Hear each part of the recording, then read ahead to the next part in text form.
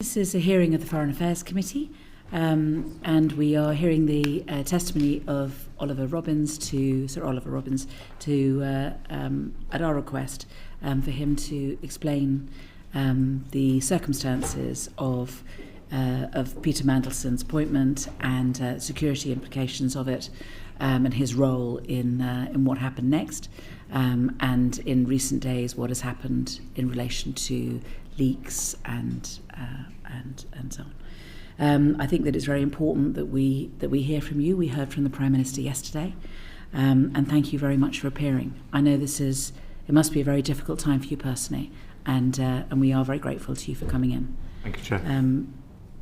We're hoping that you're going to feel a bit freer to give fuller answers to us than you did on the last occasion you appeared in front of us on the 3rd of November, or in your letter of the 16th of September, when you clearly told us the truth, but you only told us part of the truth.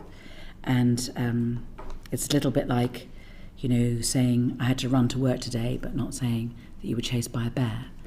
It reminded me of when I was a criminal barrister, and the importance of the oath being that you had to tell the truth and the whole truth. We're not going to ask you to swear on the Bible or anything like that, but I think that it is important that we do get the whole truth today, and I don't intend to kind of dwell on previous issues apart from just to say that now, because what I'd like to do is just to move on to where we are now and what the questions are. And I think what I'd like to do is perhaps ask you to walk us through what the situation was when you appeared in the Foreign Office as Permanent Under-Secretary. What was the state of play, and in particular, what was the status of Peter Mandelson, and what needed to happen next, and what did you need to do in order to ensure that happened? Thank you, Chair. And I know this sounds formal and maybe even a bit unlikely, but thank you very much for the opportunity today to come and speak to you about these matters. As you say, it has been a difficult time, leavened slightly by it being my birthday yesterday. Yes, all that. So thank you for the opportunity to set things out. I won't go on at length, but I think there are three important framing points I need to make. Firstly, as you say, when I walked into post as Permanent Under-Secretary on the 20th of January last year, I wasn't walking into a vacuum. I arrived to a situation in which a due diligence report had been undertaken into Mandelson by the Cabinet Office, assessing the reputational risks and his fitness for office. The Prime Minister had then presumably taken advice on his fitness for office.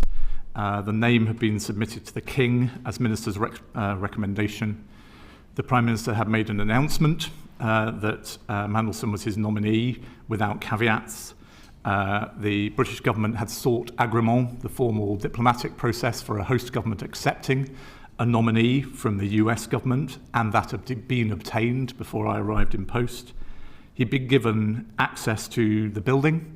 He'd been given access to low classification IT. And from time to time, for case-specific issues, he was being given access to higher classification briefing. So I'm afraid I walked into a situation in which there was already a very, very strong expectation, and you will have seen the papers released already under the humble address, that coming from Number 10, that he needed to be in post and in America as quickly as humanly possible. The very first formal communication of this to my predecessor from Number 10 Private Office being that they wanted all this done at pace and Mandelson in post before inauguration. So that's the situation I faced. I'm sorry, so there is paperwork about that, and that presumably will be disclosed to Parliament? It already has been, Chair. That letter from Number 10 Private Office is already in the disclosures made. There's nothing improper about it, but that's the context I walked into. So I'm afraid what that translated into for my team in the Foreign Office, and certainly the handover briefing I was getting as I arrived at post, was what I felt was a generally dismissive attitude to his vetting clearance. The focus was on getting Mandelson out to Washington quickly.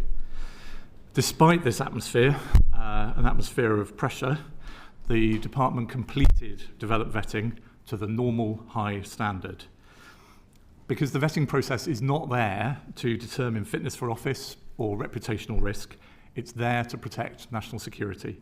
And the Prime Minister had already made those judgments. I'm so sorry to cut across you. We will get onto that, but Yeah. I still want to just take it in stages if it's all right with you.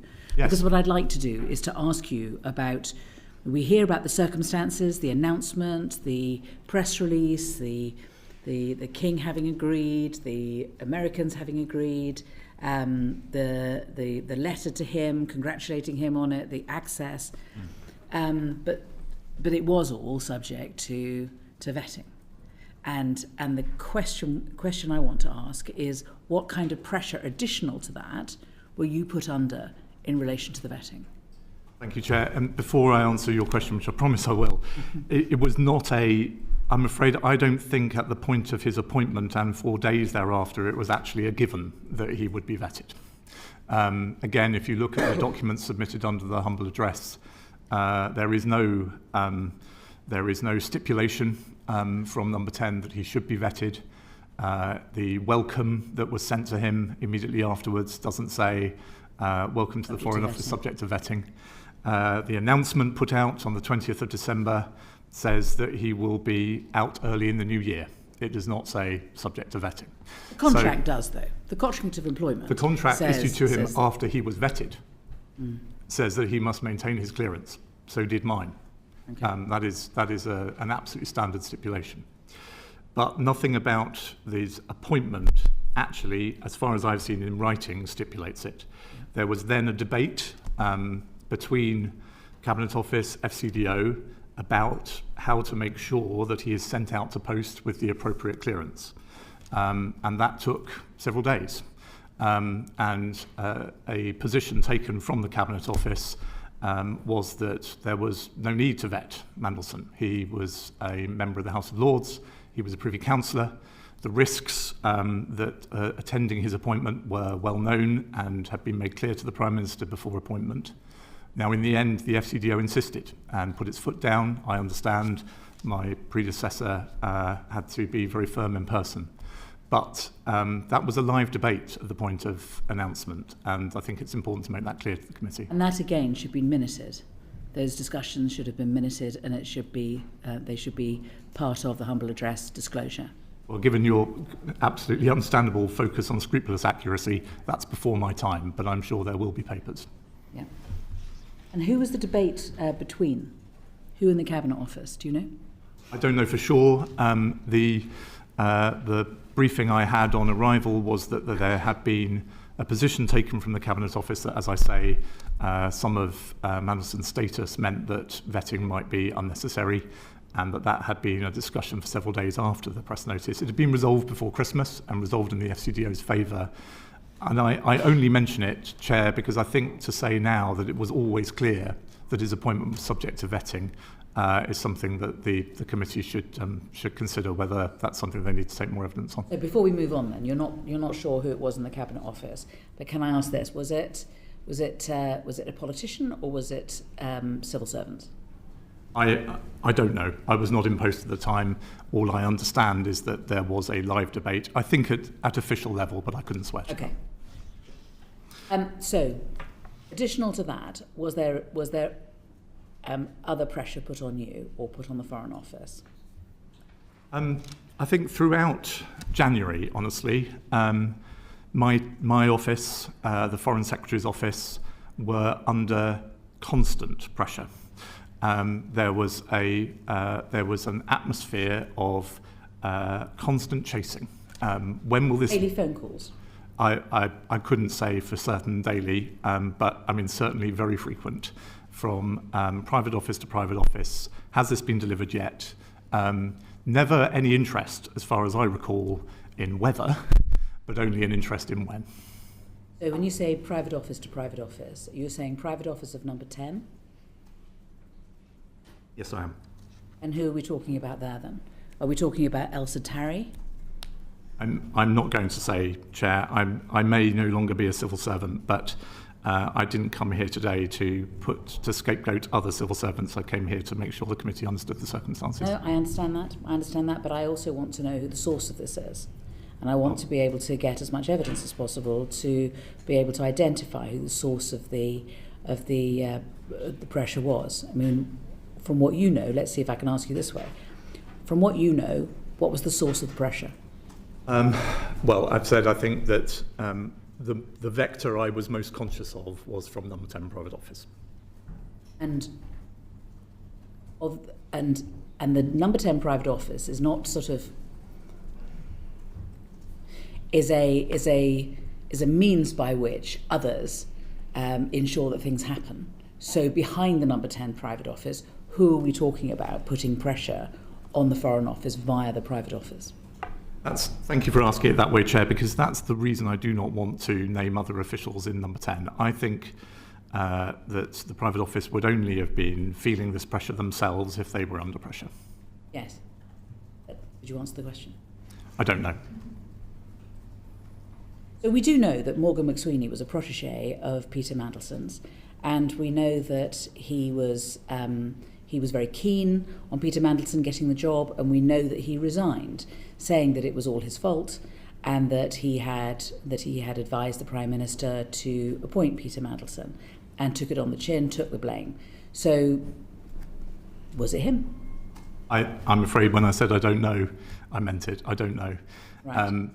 I've told the committee what I do know, which is that the Foreign Office was being chased very frequently, and I don't hold the private secretaries responsible for that. And was there any direct communication between anyone in number 10 and you? No. So there was no one ringing you on your mobile phone or WhatsApping you or sending you any messages? No. And your phone is presumably something which has been handed in as part of the humble address and will be able to be investigated? Certainly will. I'm just told that once someone is finished being a civil servant that their phones are wiped and that they're reused. So could you just give us an undertaking to make sure that doesn't happen? My phone for the relevant period was downloaded before I left government. Very good. Very good. Okay. So it's private office to private office, nobody contacting you directly. But again, as far as you're aware, a record was taken of the contact between private office and private office. I'm sure there are records of interactions between us. I couldn't swear to what those are or how many of them there are, but you'll have to ask the government that, I'm afraid. No, but if it's a private office, it's your private office. And so number 10 is contacting your private office, and your officials are telling you, we've had another phone call, we've had, in what other way were you getting pressure? I'm talking, Chair, remember, I'm talking about the whole of January here, Yes. the first 3 weeks of which I was not in post. Well, were you actually in the Foreign Office, I even was though you weren't in post? I had a handover week the week before I took up the position, Right. where Philip told me a bit about the job, and I sat in a room some distant from his and read a lot of papers. Did he tell you that you were going to get a lot of pressure? He described to me the steps and the atmosphere that I've described to you. Yes. Okay. So during the 2 weeks in January that your office is getting pressure, we've heard about phone calls. What else is there? Are there emails as well? I don't think so. And this is I think the natural thing in many ways, which is that a private secretary wanting to know what's going on, feeling under pressure themselves to deliver, is ringing up and saying, where are we on this? Can we make it happen? Can you deliver? Get on with it. Yeah. I mean, it's right, isn't it, that there should be official records kept accurately, and information should be handled as openly as possible within the legal framework according to the code. So there should be a record of all the phone calls that are made. I think if the modern civil servant made a record of every phone call that they received, they would do nothing else, Chair. So I doubt there's a record of every phone call. I'm sure there is a trail that explains that there was a regular contact. I thought that genuinely civil servants couldn't buy a cup of coffee without making a record of it. I don't seem to be able to buy a coffee without someone following me down the road, Chair. So yeah, it'll pass. But seriously, it is part of the code, isn't it, to keep accurate official records and handle information as openly as possible within the legal framework. It's a really important part of this to keep records. And I hear what you say, not every phone call, but phone calls from number 10 saying, get on with it. We want to appoint Peter Mandelson as ambassador to the United States is an important phone call, even if it does happen every day. It is, but if it's not telling the department anything new, then there might be no need to record it each time that you receive it. The need to record it is to show the extent of pressure that the Foreign Office was being put under by number 10. Well, as I say, I think that when you take evidence from the government, they will be able to describe that period to you. And I've tried to do my best to do so when I was only in post for 1 week of January. Okay. Can I ask you this? So let's move on to the 28th of January, when UKSV recommended development denied, and that Peter Mandelson, they identified, was he was a man of high concern. You recognise those two phrases as being applied to Peter Mandelson? I don't actually, Chair, but we can come on to that in a second. Okay. Well, we understand that those two things were what UKSV concluded about Peter Mandelson. Now, any questions I ask you about this now are not to be interpreted as questions about what is the content of that vetting. Right? I don't want to hear about what was in it. I want to know what happened as a result. But what I want to ask you is, you had a meeting with the Director of Security, Ian Collard, and I understand that you're saying that he presented you with the findings. You didn't actually read them yourself. That's correct, Chair. Perhaps I could describe this meeting to you if that would help. And again, is there a note of it? There is a note of the decision.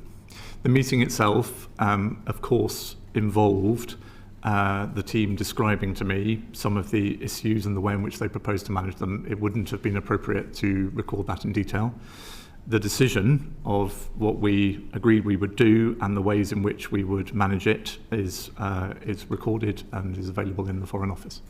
And that record is part of, if I can call it, a DV bundle. So there's the UKSV paperwork, and then there's paperwork from the Foreign Office, and so those two, there's a part 1 and part 2, and so it's part of that bundle, but it isn't, the record that you're talking about is not a freestanding document. I think I know what you're driving at, but may I describe this in my own words, Chair?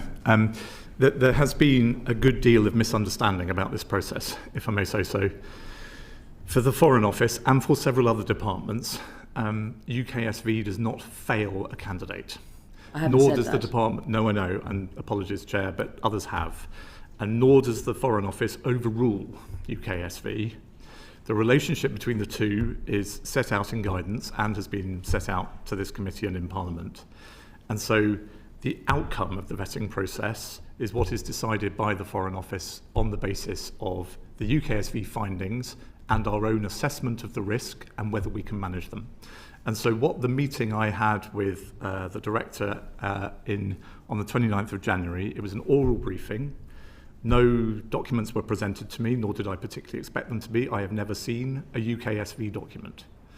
I was briefed that UKSV considered Mandelson a borderline case and that they were leaning towards recommending that clearance be denied, but that the Foreign Office's Security Department assessed that the risks identified as of highest concern by UKSV could be managed and or mitigated. I was also told that the risks did not relate to Mandelson's relationship with Jeffrey Epstein, and that I was told that UKSV acknowledged, I don't know in what way, but acknowledged that the Foreign Office might wish to grant clearance with appropriate risk management. So we talked about what that appropriate risk management might be, and the grant of clearance, the record of that decision, internal, records the grant of clearance and also the mitigations. I don't really follow why you wouldn't know the contents of the UKSV and their concerns, or even that they had said that there was high concern about Peter Mandelson. If you can, I don't understand how you can not know that if you are considering what the mitigations are. You can't have the mitigations without knowing what the problem is. The risks were explained to me, but I have not seen the underlying documentation. That's what I'm saying, Chair. So perhaps, sorry, I mean, that obviously strikes members of the committee as odd, but well, yes. In all my years as a civil servant, many of them as a relatively senior one, I have never seen a UKSV document. other than the ones I filled in myself. And that doesn't surprise me. The government makes very clear in public guidance that for anybody to be briefed outside the vetting security process, for anybody to be briefed on the information into or findings of a UKSV process has to be for, I think I quote, wholly exceptional circumstances.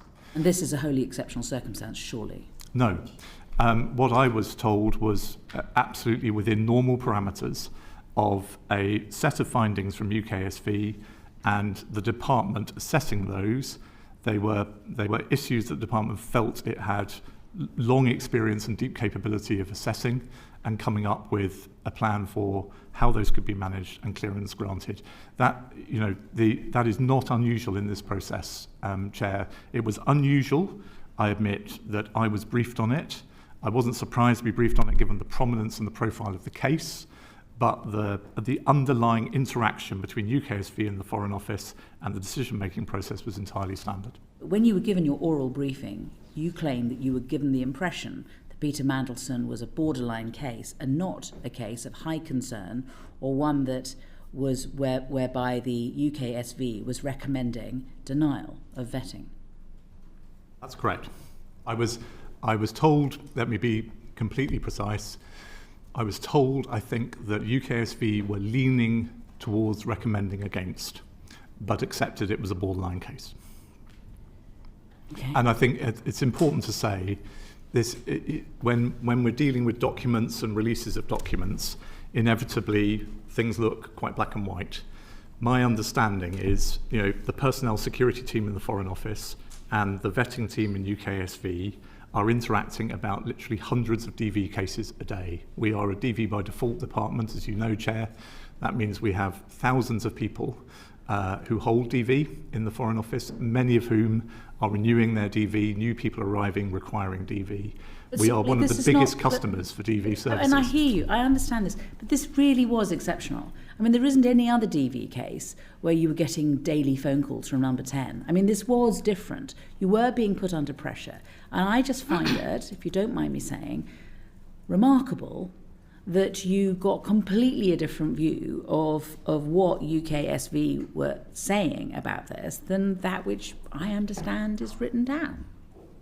Well, I respectfully, I disagree, Chair. The department's security team are extremely professional and experienced people. They have a live dialogue with UKSV. The risks that were identified were ones that they felt they understood well and could manage. Okay. Was there anything in the DV that was not already in the public realm? Was there anything that had been identified that we didn't already know, all of us? As I wrote to you this morning, Chair, and I'm sorry if this begins to come back to your opening remarks, but I may no longer be an official, but I don't think I can open that box. This system absolutely depends on candidates for vetting knowing that the government will completely respect the confidences that they share. Yeah, no. So don't tell me. Okay. So if there was anything that wasn't already in the public realm, just tell me that there was something that wasn't already in the public realm. Don't tell me what it was. Just tell me, oh, yeah, there was something else, but sorry, can't tell you. I'm afraid I'm not prepared to do that, Chair. What that leads to is, of course, then an absolute storm of questions as to what that issue was. I'm not going to ask you a storm of questions. That's going to be my last question. I'm going to move on to my last sure question after this. I'm sorry, Chair.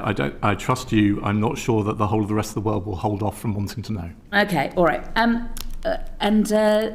where is the note of these meetings? The decision that was reached in the meeting was recorded the following day.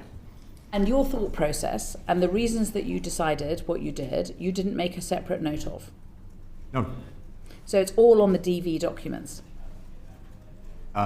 It's the outcome of the consideration by the Foreign Office is recorded in the decision that was issued the following day. And apart from your meeting with Ian Collard, did you have a meeting with anyone else about before you made the decision that you came to about giving Peter Mandelson clearance subject to mitigations? No. So it was just that meeting with Ian Collard, no other meeting? Correct. And the decision was made there and then?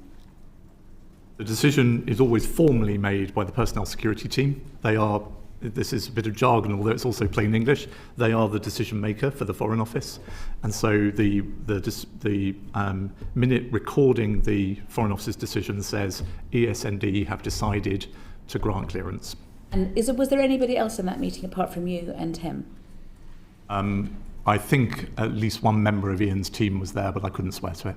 And would their job be to take a minute of the discussion? I hope not, Chair, because the issues we discussed should not have been recorded at the tier of classification that would be available. Even if it was then put into the DV documents? They will have recorded the decision back in the secure system we use with UKSV. And did you tell anybody once you'd made that decision? Did I tell anybody that Peter Mandelson had been granted DV clearance? Yeah. I'm sure I will have told probably the Foreign Secretary and probably number 10, but to be honest, it will have been implicitly clear within a day or two anyway, because we'd always said he would not be sent on posting to Washington without it. Get it. You're getting a lot of pressure. You're getting maybe daily phone calls.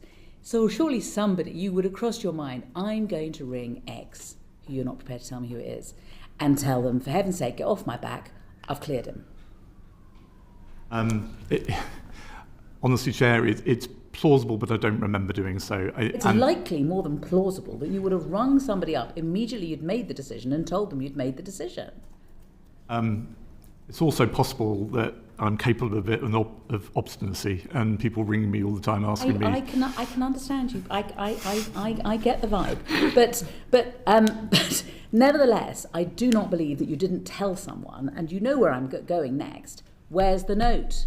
Where's the note of the phone call, and who did you speak to tell them that the decision had been made?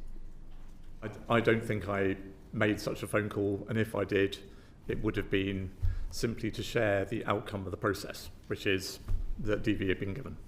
Right, so you might have discussed it with someone else and got them to tell whoever it was that was pushing the Foreign Office as to what had happened. It's possible, but Chair, honestly, I am trying to do my best to help you, but I think this is a bit of a red herring. Within hours, as the humble address pack makes clear, Peter Mandelson was written to with a contract of employment and a posting letter to Washington, which the Foreign Office had always said he would only get once he passed DV.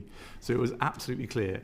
Not only that, within minutes of us recording our decision to grant DV, Peter will have received a DV certificate, and it's entirely possible that Mandelson himself will have then told people it's been granted. I don't think I felt under any obligation to tell anybody.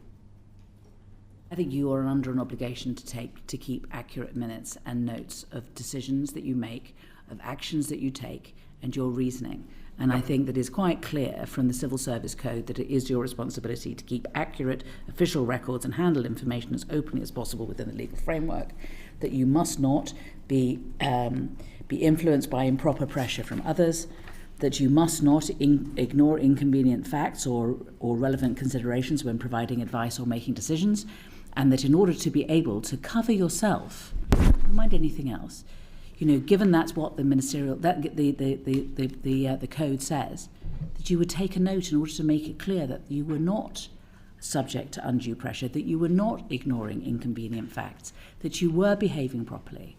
But it doesn't look like there has been any notes about any of this. Can I make 2 points? I've been a civil servant for a quarter of a century.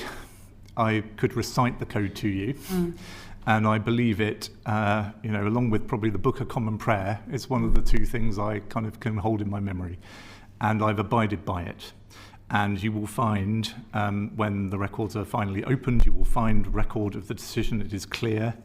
What I am saying to you is that whilst there was an atmosphere of pressure, the department rigorously followed the process. And we did so, frankly, as I understand it, despite some in government believing it was not a process we ever needed to follow. And I just ask you to reflect for a second. I don't think, my life might have been considerably easier over the last 2 or 3 days if I wanted to come to this committee and said I was put under such pressure I just agreed to it. But that wouldn't be true. I was given a set of serious reflections on the risks raised by a bunch of professionals who had come across these risks before and thought the Foreign Office could manage them well, and at least the way I was briefed, that was a position that was implicitly understood by UKSV.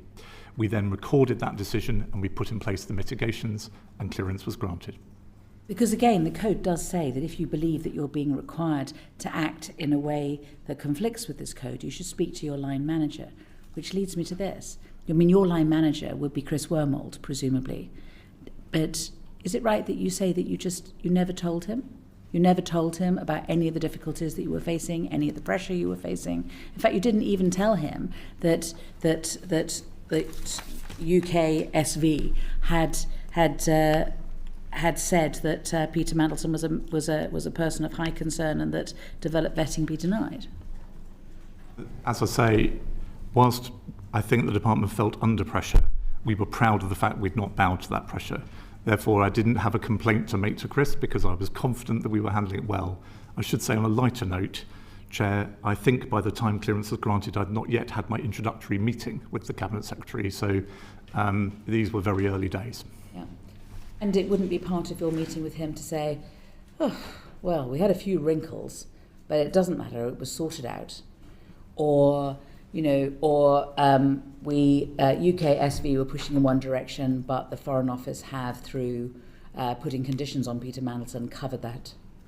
Or you wouldn't have been tempted to say that to Chris Wormold, you wouldn't have been tempted to say that to Morgan McSweeney, you wouldn't have been tempted to say that to anyone.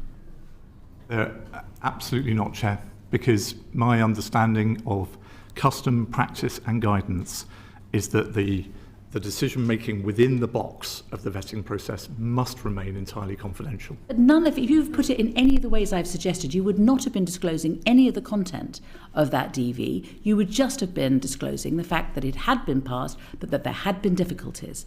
And surely that does not disclose anything of substance. That's all process. But I think it would have been, Chair, me just trying to shift responsibility onto others. It's absolutely clear the Permanent Undersecretary is responsible for the security of the department. You know well from the work of this committee, the Foreign Office is the most attacked government department, as attacked as the rest of government put together. That was a heavy responsibility for my tenure as Permanent Undersecretary. If I started sharing that burden with others and saying, this was a bit of a tricky one, but I think we can manage. What I'm doing is I'm offloading that responsibility. The responsibility ultimately was on me, and I carried it out rigorously and to the best of my ability. If you widened the circle, or if you made notes, or if there had been more paperwork, then wouldn't those have been disclosable under the Freedom of Information Act? And isn't the only reason that we even know that the UKSV had said that developed vetting should be denied is because of the humble address? Otherwise, we would never have known. And there would never have been any paperwork, and there would never have been an audit trail, and there would never have been a trail of decision-making. We would never have known. I think if you're saying to me, excuse me, Chair, I think I'm following you, but that vetting documents are outside the Freedom of Information Act, that's absolutely true. And I think it's an incredibly important tenet of how the system works. Yeah, no, I'm not saying you cannot have a system in which the hundreds, if not thousands, of candidates for vetting think that at some point in the process, a line manager's line manager's line manager, who they've never met, might choose to see their boss and say, this was a bit of a tricky one, the UKSV documentation sort of erred against, but don't worry, I managed through. I think that would be a breach of trust. That's not, we support you completely on this. That's not a problem. The problem is the process. The problem is that if there had been more paperwork, if you had discussed it with anyone, then it might have come out that there had at least been, to put it as mildly as possible, a wrinkle. Excuse me, Chair, you're a lawyer and I'm not, but my understanding of the Freedom of Information Act is it's about the exemptions, if they're available, are about the nature of the material, not about the type of communication. So I think if I had gone to somebody else, talked about a vetting issue, and that had been recorded, it would have been covered by the same exemptions. My point is I should never have done it, and I didn't. Okay, thank you very much. I'll pass on to Sir John. Thank you, Chair. Colleagues, I think are going to move on to other aspects, but I just want to probe a little bit further on one or two of the answers you've already given. You've described to us the situation when you arrived in post, the extent to which various steps had already been appointed, due diligence, the approval of the king, the obtaining of agrément. Were you surprised that all of those had been completed without the vetting process having been done? Thank you, Sir John. In the narrow sense, I wasn't surprised because I've been following the news. So when I arrived in post, I knew perfectly well that the Prime Minister had made his appointment, that it had been announced. And of course, then in my handover with Philip, he told me about agrément and the other steps that you mentioned. As I look back, whilst the Foreign Office didn't see it as I understand it at the time, I am also completely unsurprised by Simon Case's advice to the Prime Minister of November 2024, that if he wished to make a political appointment, it would be the safest course to achieve security clearance before making the announcement. And I think, had I been in post, Philip will speak for himself, maybe he did, but had I been in post at around that time, that's what I would have advised as well. So you think it should have been obtained before those steps were taken? I think, as others have said publicly in the last few days, this is unusual because most people appointed to ambassadorial roles already hold clearance. Yeah. But that's a very, very sensible position to be in, and it's what I would have advised in this case too. Thank you. And you've also described... I should say, I mean, in the American context, Sir John, as you may well be aware, it's a particularly sensitive issue because the United States government is very hot on the clearances people hold, and so it would have been a sensible precaution.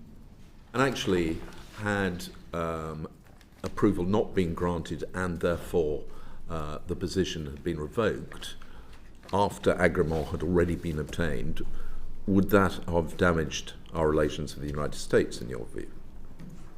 I think it certainly would have had. Yeah, I mean, I think it would have damaged them. Yes, Sir John. I mean, the process of getting agrément was taken at quite some pace and was delivered, I think, still technically just by one working day by the Biden administration. I think if the nomination had changed after that point, the incoming administration may well have commented on it publicly, and it would, yes, have caused quite an issue in the relationship. Right. And the dismissive approach of number 10, which you describe in your letter, you say that came from the fact that all of these steps had already been taken. Was there anything further which indicated to you that number 10 really didn't regard this as anything more than a formality which had to be completed?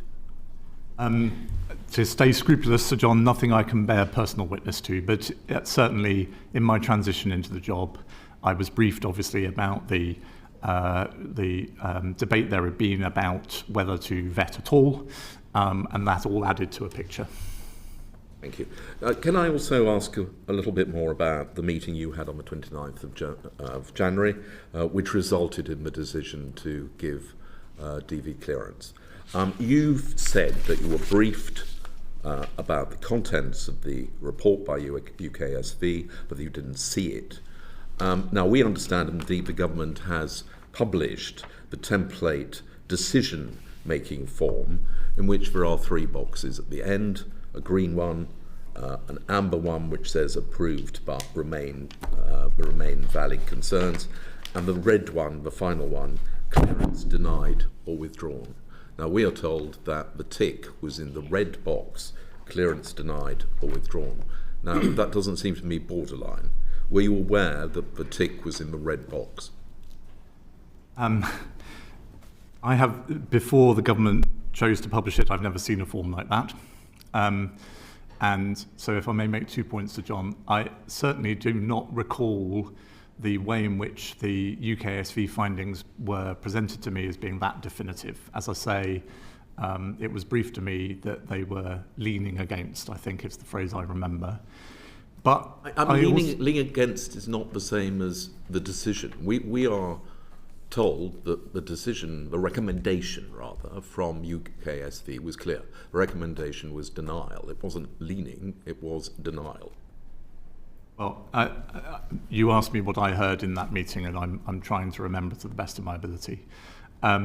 The other point, which I think in the way you've asked the question you understand perfectly well, but just in case, that form is consumed differently in the Foreign Office and in half a dozen other departments than it is in other parts of the system.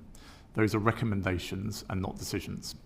And so what my team will have done, I'm sure, is break that down, go through the specific issues that have led UKSV to their concern, and then make an assessment as to whether they can be managed. And that's what came to me. Your team did that. The meeting you had was only with the Director of Security, so it would have been his officials who have broken it down, and he would have reported to you the outcome of that process. Right. And a note was then circulated afterwards saying what the decision was. Did that note simply say, it has been decided that Lord Mandelson is to be granted clearance, or did it say, despite the recommendation of UKSV, it has been decided? I think that minute is not a minute I can properly discuss, Sir John. It's no longer, sadly, my document. And as I said in answer to the Chair's questions earlier, it's a minute that certainly would give you, the public, but also our adversaries, quite a strong sense of how we tried to manage that process.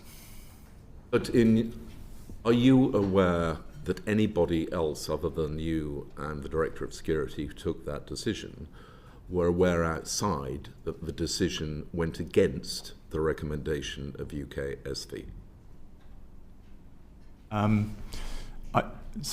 Apologies for repeating myself, but I was told that it was borderline and that they were recommending against. I don't remember anybody at any stage saying anything different to me. Certainly not about red boxes. So I'm sorry, I don't know if that answers your question. But I'm afraid it doesn't quite. Okay, Essentially, my question is, you took a decision in a meeting with just one other person present. Was anybody else aware after that meeting that the decision had been to overturn or to go against the recommendation of UKSV, or was it simply reported, we've had a meeting and we've decided that he should obtain clearance? I'm sure the director, and sorry, I did answer the chair earlier. I don't think it was just the director in the meeting with me. I think there was at least one member of his team there. I'm sure they will have debriefed to some extent on the conversation, but I don't know precisely what was said. But did you tell ministers at all, or number 10? You told them the outcome of your decision, the outcome of the meeting, but did you tell them about the recommendation made by UKSV? No, and months later, when in the immediate aftermath of Mandelson's sacking, we were obviously thinking internally about how to respond to legitimate questions this committee and others had about that process. And my recollection is, in a way, I wasn't surprised by the direction from number 10 was, we must make clear that these decisions were taken entirely independently of ministers and that they were not consulted other than to be told the outcome. Edward, I think you wanted to intervene. Thank you, Chair. I just wanted to clarify the conversation that happened in the meeting discussing, presumably your Chief of Security comes to you and explains the concerns raised, but also the mitigation that he believes the department can put in place. At that point, is it a recommendation to you, or is it your judgment on whether or not those mitigations are sufficient for you to be satisfied on the granting of DV?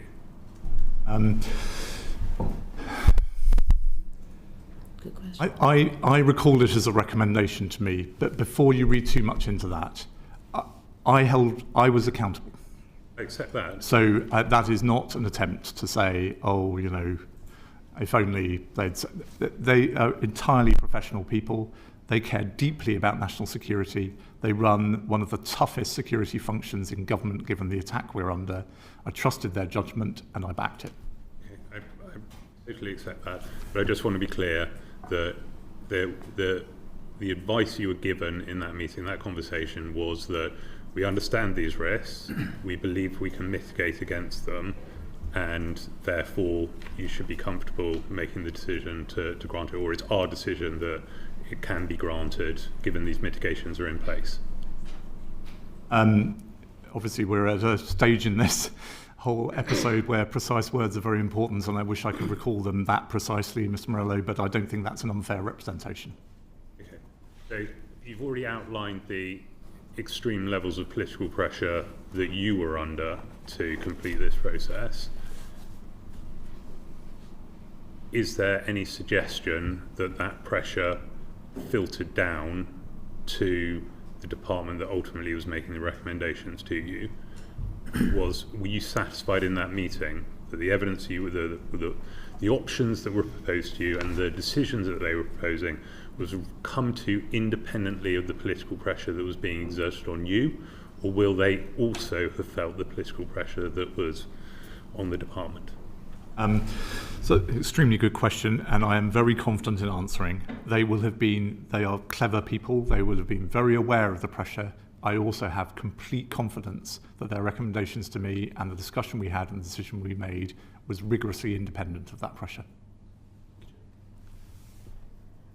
Thank you, Chair. What I want to ask, having heard everything you've given us so far, is what do you think would have happened if you denied clearance? Yeah. How would you have gone about that? Yeah. What would the impact of that be? Would it even be possible?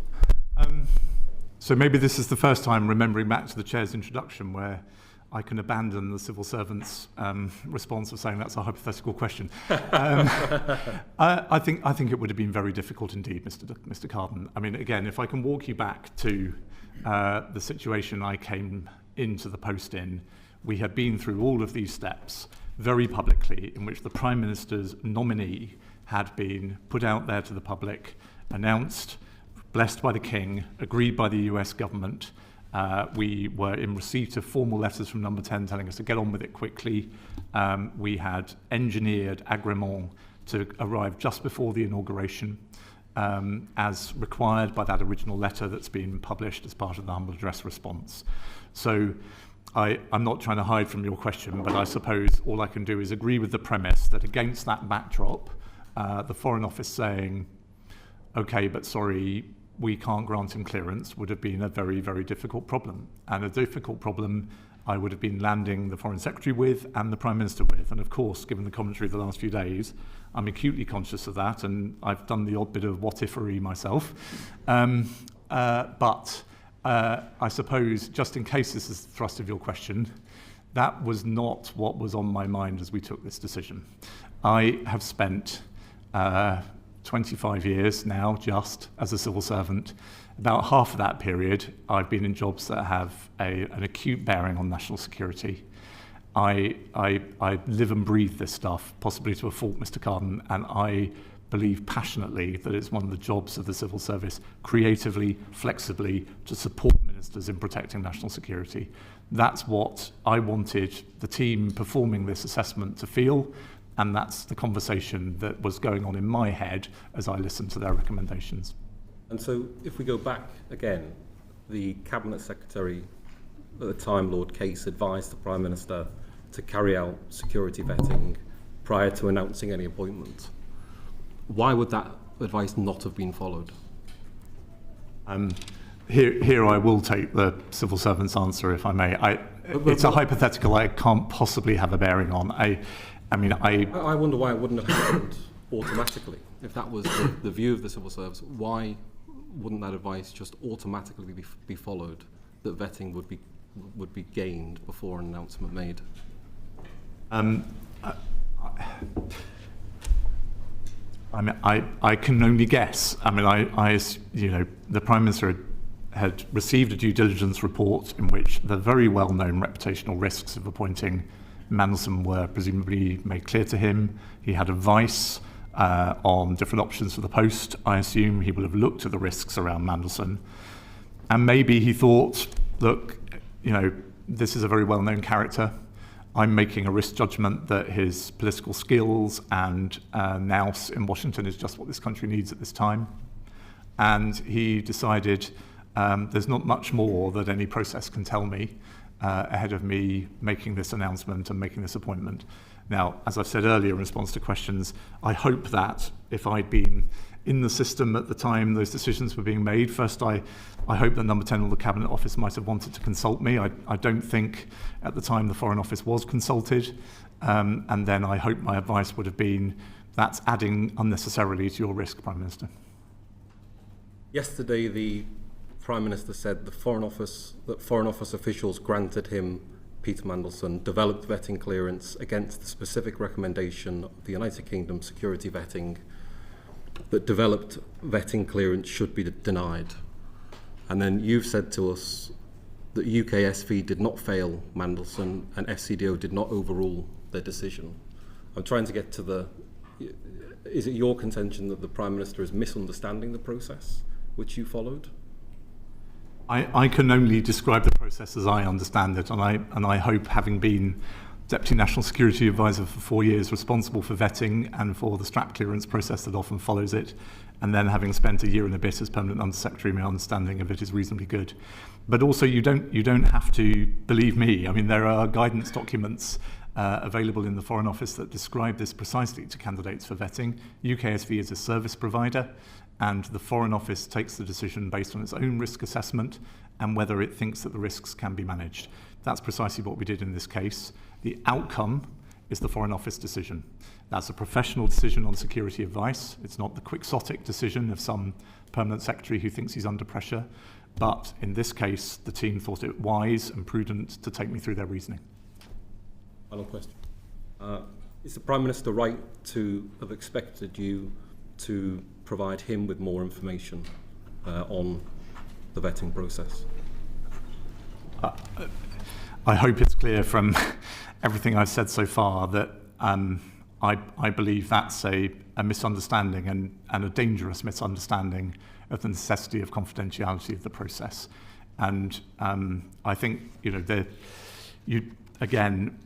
I've been interested, of course, over the last couple of days to read Lord Hague on this today, and David Lammy even on Saturday, the former Foreign Secretary, Deputy Prime Minister, where both have said in different language that they have never had vetting issues discussed with them in all their time as a minister, and nor would they expect to. And I'm afraid that's exactly the culture I have been brought up in. It's supported by guidance. You are not supposed to share the findings and reports of UKSV other than in the exceptional circumstances where doing so allows for the specific mitigation of risk. Thank you. I'm going to go to Edward quickly and then to Richard. Thank you, Chair. So, Oliver, you've made clear the exceptional circumstances surrounding the appointment of Sir Peter and the amount of stuff that had happened before the security vetting process had been completed, and that it was highly unusual and not the best practice for the way that the Foreign Office likes to run things. Were there other political appointees? Did Number 10 Operation propose any other political appointees during your tenure as Permanent Secretary? And did they abide by the standard practice during that process in that no appointment could be made until the process had been completed? And as a result of that, were you more comfortable in not appointing those people? I think in my tenure as Permanent Under-Secretary, there was only ever one other serious proposal made, and I think that was in March 2025. What role? Sorry? What role? There were several discussions initiated by Number 10 with me about potentially finding a head of mission opportunity for Matthew Doyle, who was then the Prime Minister's Director of Communications. And I was under strict instruction not to discuss that with the then Foreign Secretary, which was uncomfortable. But the context here, Mr. Morello, was, I was still in my early months in the job, but I'd already concluded, as indeed I think I gave evidence to this committee about not long afterwards, that the Foreign Office needed quite serious reform. I was in the process of talking to the top team about quite a profound restructuring involving job losses. And I found it very hard to think how I would explain to the office what the credentials of Matthew were to be in an important head of mission role when I was in danger of making very senior, very experienced diplomats leave the office. So, I mean, after a couple of, I did my duty, I looked at the forward look of available jobs, I shared with number 10 what some of those might be. It was, to be honest, hard to find something that I thought might be suitable, but I also felt quite uncomfortable about it, and I kept giving advice that I thought this would be very hard for the office and was hard for me personally to defend. So your question, obviously, given what we're talking about today, is about the interaction with vetting. That didn't arise because Matthew was already in post in the Foreign Office as a special advisor, in number 10 as a special advisor. And after a day or two, the idea seemed to get dropped. So I don't think, back to your question, this specific issue of a political appointee and the interaction with the vetting process came up again during my time. Thank you. Can I just, because there's a little bit of mounting confusion, I think, on the committee, and if it's not just it might be with as well. Are you that DV be denied? I've put in too many negatives there. Are you saying that UKSV didn't recommend that DV be denied? Are you saying that? No, I'm trying to tell the committee what I was briefed in that meeting on the 29th. You're saying borderline? I was told it was a borderline case and that they leant against. Borderline and leant against. And that's different, is it, to recommend that DV be denied? I can only tell you the words I heard. I said you were not aware that this box had a tick in it, the red box saying clearance denied. Until the government published it, I've never seen a sheet like that, Sir John. But even if you hadn't seen the sheet, you didn't know that the clear recommendation, final decision of UKSV was clearance denied. I was told that it was a borderline case and that UKSV were leaning against granting clearance. Sorry, Richard. Chair, thank you very much, Sir Olly, for appearing before us. You've explained that a lot of these decisions were made before you were appointed as Permanent Under-Secretary. And so I'm curious to know, why did Sir Philip Barton's tenure as Permanent Under-Secretary conclude 8 months before it would otherwise have? I don't know for sure. And Philip and I, of course, have talked a lot, especially in that handover week, and I remain in touch with him and am proud to call him a friend. I think it's not completely unnatural that a new government, a new Foreign Secretary, respect and accept the Permanent Under-Secretary that they have in post when they arrive, but that after a while, and I don't know whether this was more Mr. Lammy or more Sir Philip, but that having eased the new government in sensibly, having helped supported them in their early months, that one side or the other suggests it's a time for a change. If you want to know more about that, I think probably you have to ask Mr. Lammy or Sir Philip. Certainly. And perhaps the committee will be taking evidence from them or others. But according to the recollection of the National Security Advisor, Jonathan Powell, when he was reflecting on this time last September, he recalls that Sir Philip Barton also had reservations about the appointment of Lord Mandelson. What did you know about Sir Philip's reservations when you were preparing to take over from him? Again, I'm reluctant to speak for Philip, if I may say that, because so much of this has become so loaded and controversial. I do remember the general atmosphere in the Foreign Office when I arrived, which I think Philip probably shared, was that a number of senior appointments had been made under the new government, which might in the past, or sometimes always in the past, have been occupied by diplomats, were now going to one type or another of outsider. He may even in the back of his mind have been thinking about me as he said that. But Jonathan would have been in that category, Jonathan Powell and others. And so I think he was nervous, and certainly others who then were my senior team as I arrived in the office were nervous that this was a sort of a creep of senior diplomatic roles going to non-career diplomats.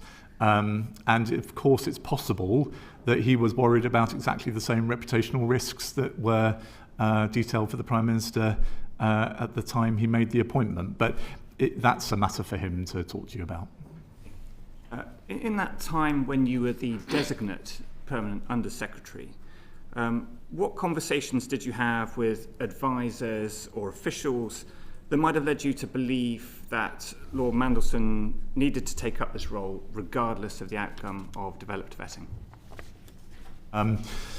It was never put to me, I can say with certainty it was never put to me that way. I certainly did, as I hope I've said clearly to the committee, I certainly did arrive to an atmosphere where this wasn't just please get this done quickly, it was and get it done. And so that was, I think, a pretty unmistakable feeling. As I hope I've also been clear to the committee, I don't think I allowed that, and certainly the security team didn't allow that to cloud their judgment. I just want to look at a couple of pieces of evidence. One that was released in the tranche of documents, volume 1 of the return to the humble address, and this is a December 2024 email from the number 10 Private Secretary for Foreign Affairs, Ms. Terry, and she wrote on the 20th of December 2024 to Lord Mandelson, "I understand you haven't received the attached forms yet, which Morgan mentioned to you this morning, and we are here to help as needed. Why would it be necessary for the Prime Minister's Chief of Staff to have a conversation with an ambassador who was about to take post about joining forms?" I don't know. I wasn't there. I wasn't privy to those conversations. Sorry, get that out of the way. To try and be more helpful, I suspect the chair said in her opening questions that Mr. McSweeney and Mandelson were close. I therefore suspect that Morgan was in touch with him, congratulating him on his appointment, and then telling him he would have some paperwork to do.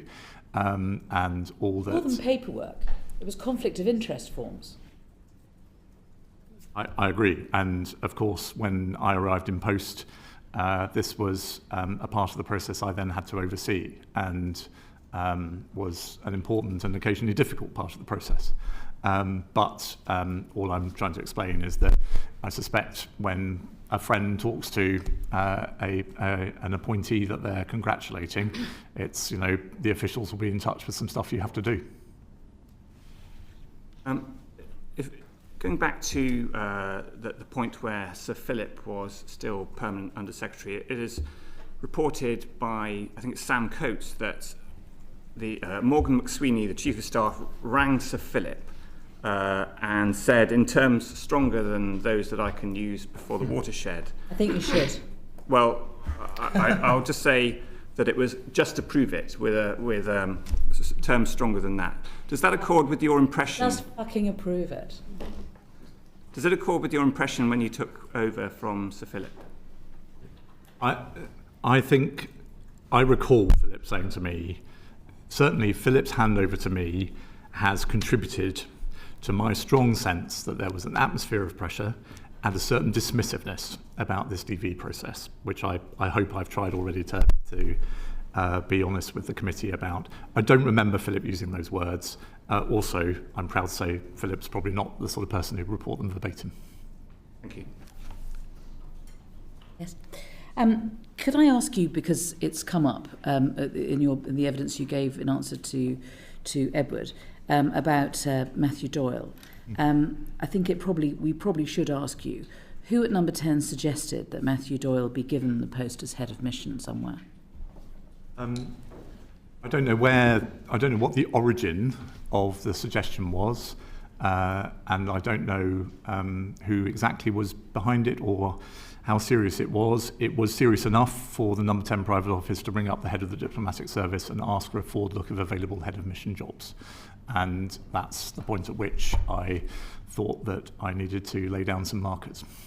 And who told you not to tell the Foreign Secretary? Exactly. The number 10 private office were clear that this was so sensitive because it was about the Prime Minister's own dispositions for his own senior staff, that I should keep that to myself for now. Did Sir Philip tell you that, raise any similar incidents during his tenure? Did he tell you did he warn you to expect this kind of behaviour from number 10? He didn't. I mean, I have been around long enough, Mr. Morello, that I remember making one or two of these calls myself as a number 10 private secretary back in the day. So, I don't want to... You remember making calls to the head of the Foreign Office saying, can you get a job for my mate, but don't tell the Foreign Secretary? I hope I wouldn't have used that. Well, certainly I don't remember trying to get any job for my mates. Can you get a job? Can you help get a job for X's mates? But don't tell the Foreign Secretary. I think it's so long ago, to be honest, I can't remember the terms of the phone call I'm recalling, but it was, I don't think it's completely surprising that the Prime Minister would be so sensitive about the way in which he was dealing with a member of his senior team, and particularly a director of communications who's in minute-by-minute contact with the media, that he would want that kept to a very, very tight group of people at the time.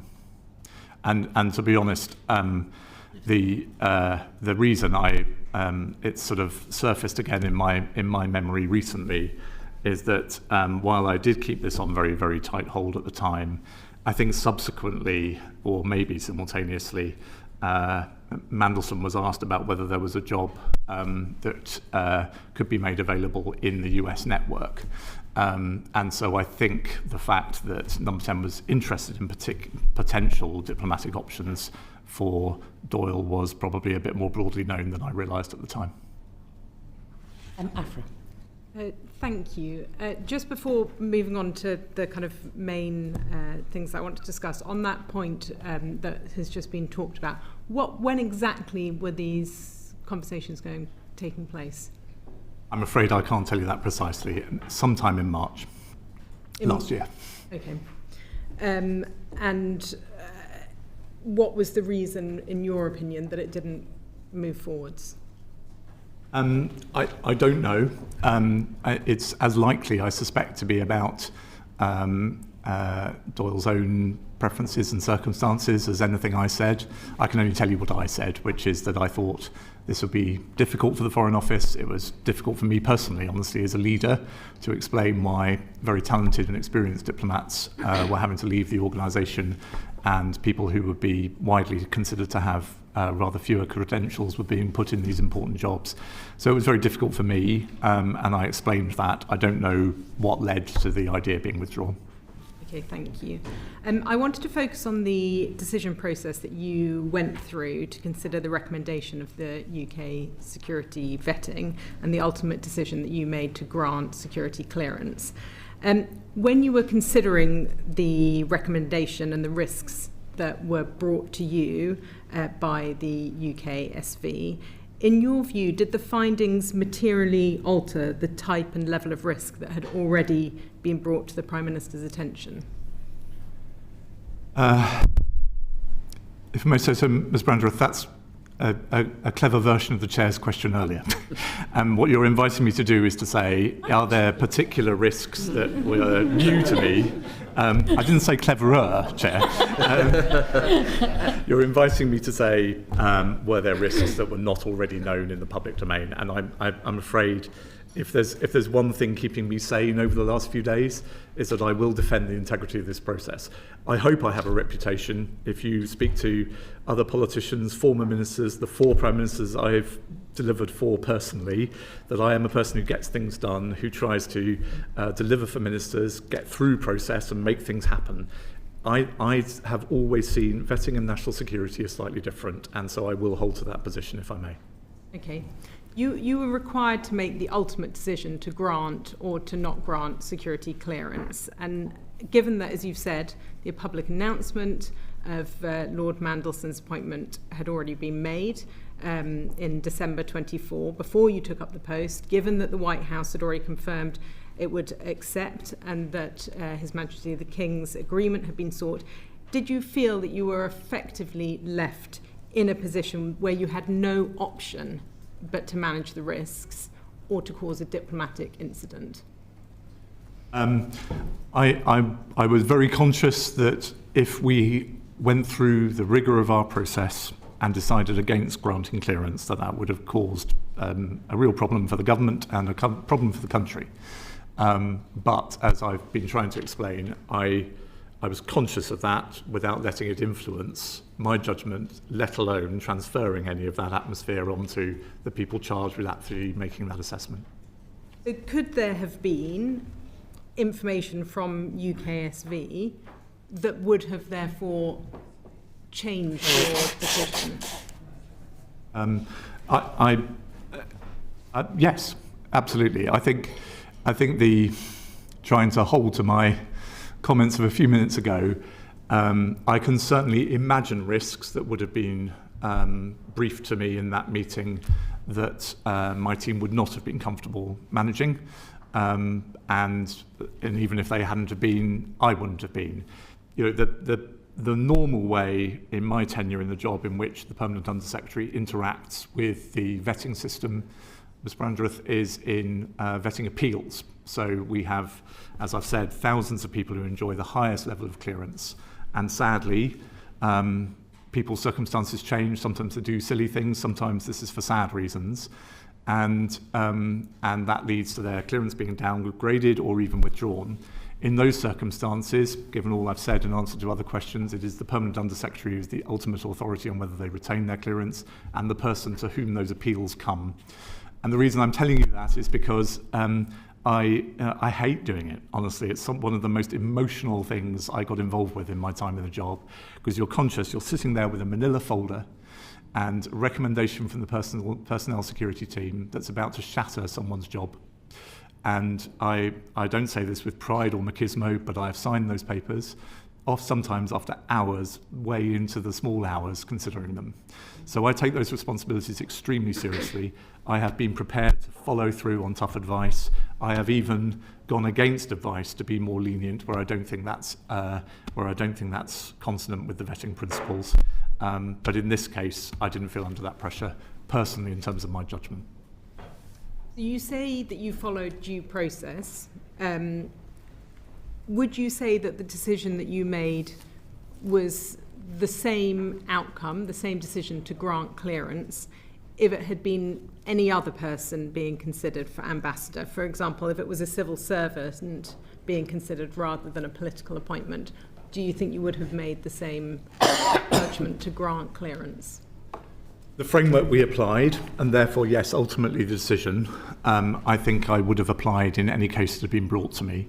The only reason I'm putting it that way, Ms. Brandreth, is, of course, this committee today and the commentary is focusing on the unusual circumstance of this being a prime ministerial appointee and a political appointee. Mandelson was also unusual in some other ways. He had a much longer, much more senior, much more visible career than most people who came for vetting in the Foreign Office, with a wider range of contacts, risks, issues throughout his career and life. That's not unusual, but because he was a man with the longevity of career he'd had and the seniority he'd had, I think whilst the decision-making framework is the one I would have applied in any case, this was a richer picture than you would have had of a 21-year-old graduate coming in and asking for vetting for the first time. We've talked a bit about the fact that the announcement was made prior to this security clearance being granted. If security clearance had been sought prior to the announcement of Lord Mandelson's appointment, would that have changed the judgment you made in granting security clearance, do you think? Excuse me, may I check I'm following you? Are you saying if they had started the vetting process before announcing him, or concluded the vetting process before announcing? Concluded the security vetting process as Simon Case's recommendation was prior to formally making an announcement of the appointment. Would that have changed the judgment that you made in terms of granting security clearance? Well, obviously, so we have our chronology right, it wouldn't be me making the judgment, but I'm pretty confident that Philip would have assessed the recommendations of our personnel security team in the same way I did. So I don't think, what I know I'm trying to explain quite a kind of complicated context to you. The atmosphere, and that directly relates, as you're implying, to the prominence of the appointment, the timing of the appointment relative to security vetting, all contributed to the context we were working in. But my solemn belief is that the way in which we assessed the case and the conclusion we came to, we would have done the same at any juncture. In retrospect, obviously, with everything that we know now, do you regret granting security clearance for Lord Mandelson? I regret that this process was not done before announcement. I regret that the due diligence process, which threw up, as I understand it, serious reputational risks, didn't colour the Prime Minister's judgment in making the appointment.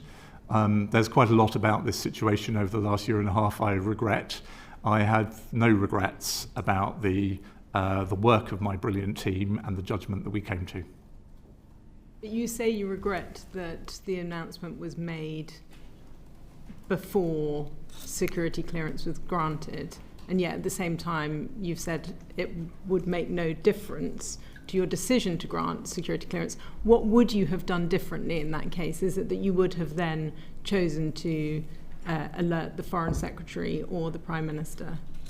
I think the main distinction I'm making, Ms. Brandreth, is I think this atmosphere I've described just wouldn't have existed.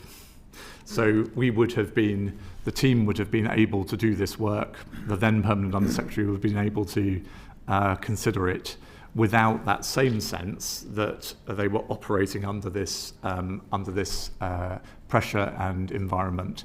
And so I think the benefit for the government, for the Prime Minister, would have been that exactly the kind of responsible questions you're asking me today, some of them would not need to have been asked, because it would have been clear that the Prime Minister had wanted this clearance given before he made the appointment. What I don't understand from your answer is that you seem to be implying that if there had been due diligence done before the appointment, then the Prime Minister might have come to a different conclusion. But if security vetting had been done before the appointment, you wouldn't have come to a different conclusion. I'm sorry if I was unclear, Chair. Due diligence, as I understand it, was done before the appointment, and I think that has been now released in the humble address papers. What I feel sad about is that the Prime Minister's nominee went ahead despite that due diligence. And I think, look, what doesn't matter what I think the Prime Minister, as I understand it, has essentially said that himself. He regrets the appointment. Uma. Thank you, Chair. Oh, I'm so sorry. I was supposed to go to Absam first and then to Uma. I beg your pardon. No problem. Thank you. So I have a few follow-up questions. You referenced pressure, feeling pressure from, political pressure. You also mentioned dismissiveness. So the pressure I understand in terms of the phone calls that you spoke about. What did the dismissiveness look like? I think the my word dismissiveness comes from all the way back to a letter to the Foreign Office, which I don't blame the person who signed it, but is out there now in the public domain thanks to the humble address, which says, "Take forth the necessary arrangements at pace. We want handover in advance of the US inauguration." Now, if you wanted to convey to the Foreign Office, we want this done in a steady, measured, rigorous way, those are adjectives you could have used. But instead, the direct written pressure, you don't need to worry about what I thought at the time as a non-official. The direct written pressure was get this done and get it done before inauguration.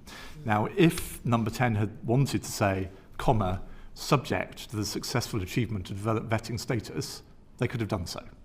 And that then I'm afraid, to me, is consonant with a press notice that says Peter Mandelson will arrive at post early in the new year. Again, it would be perfectly possible to add a note to editors which says, subject, of course, to the appropriate security clearance being granted. Civil servants have many faults, but back to the chair's original point, records and written communications and formality are important in the culture I have grown up in. And the clear written record is not, please get this done, subject to, it's please get this done.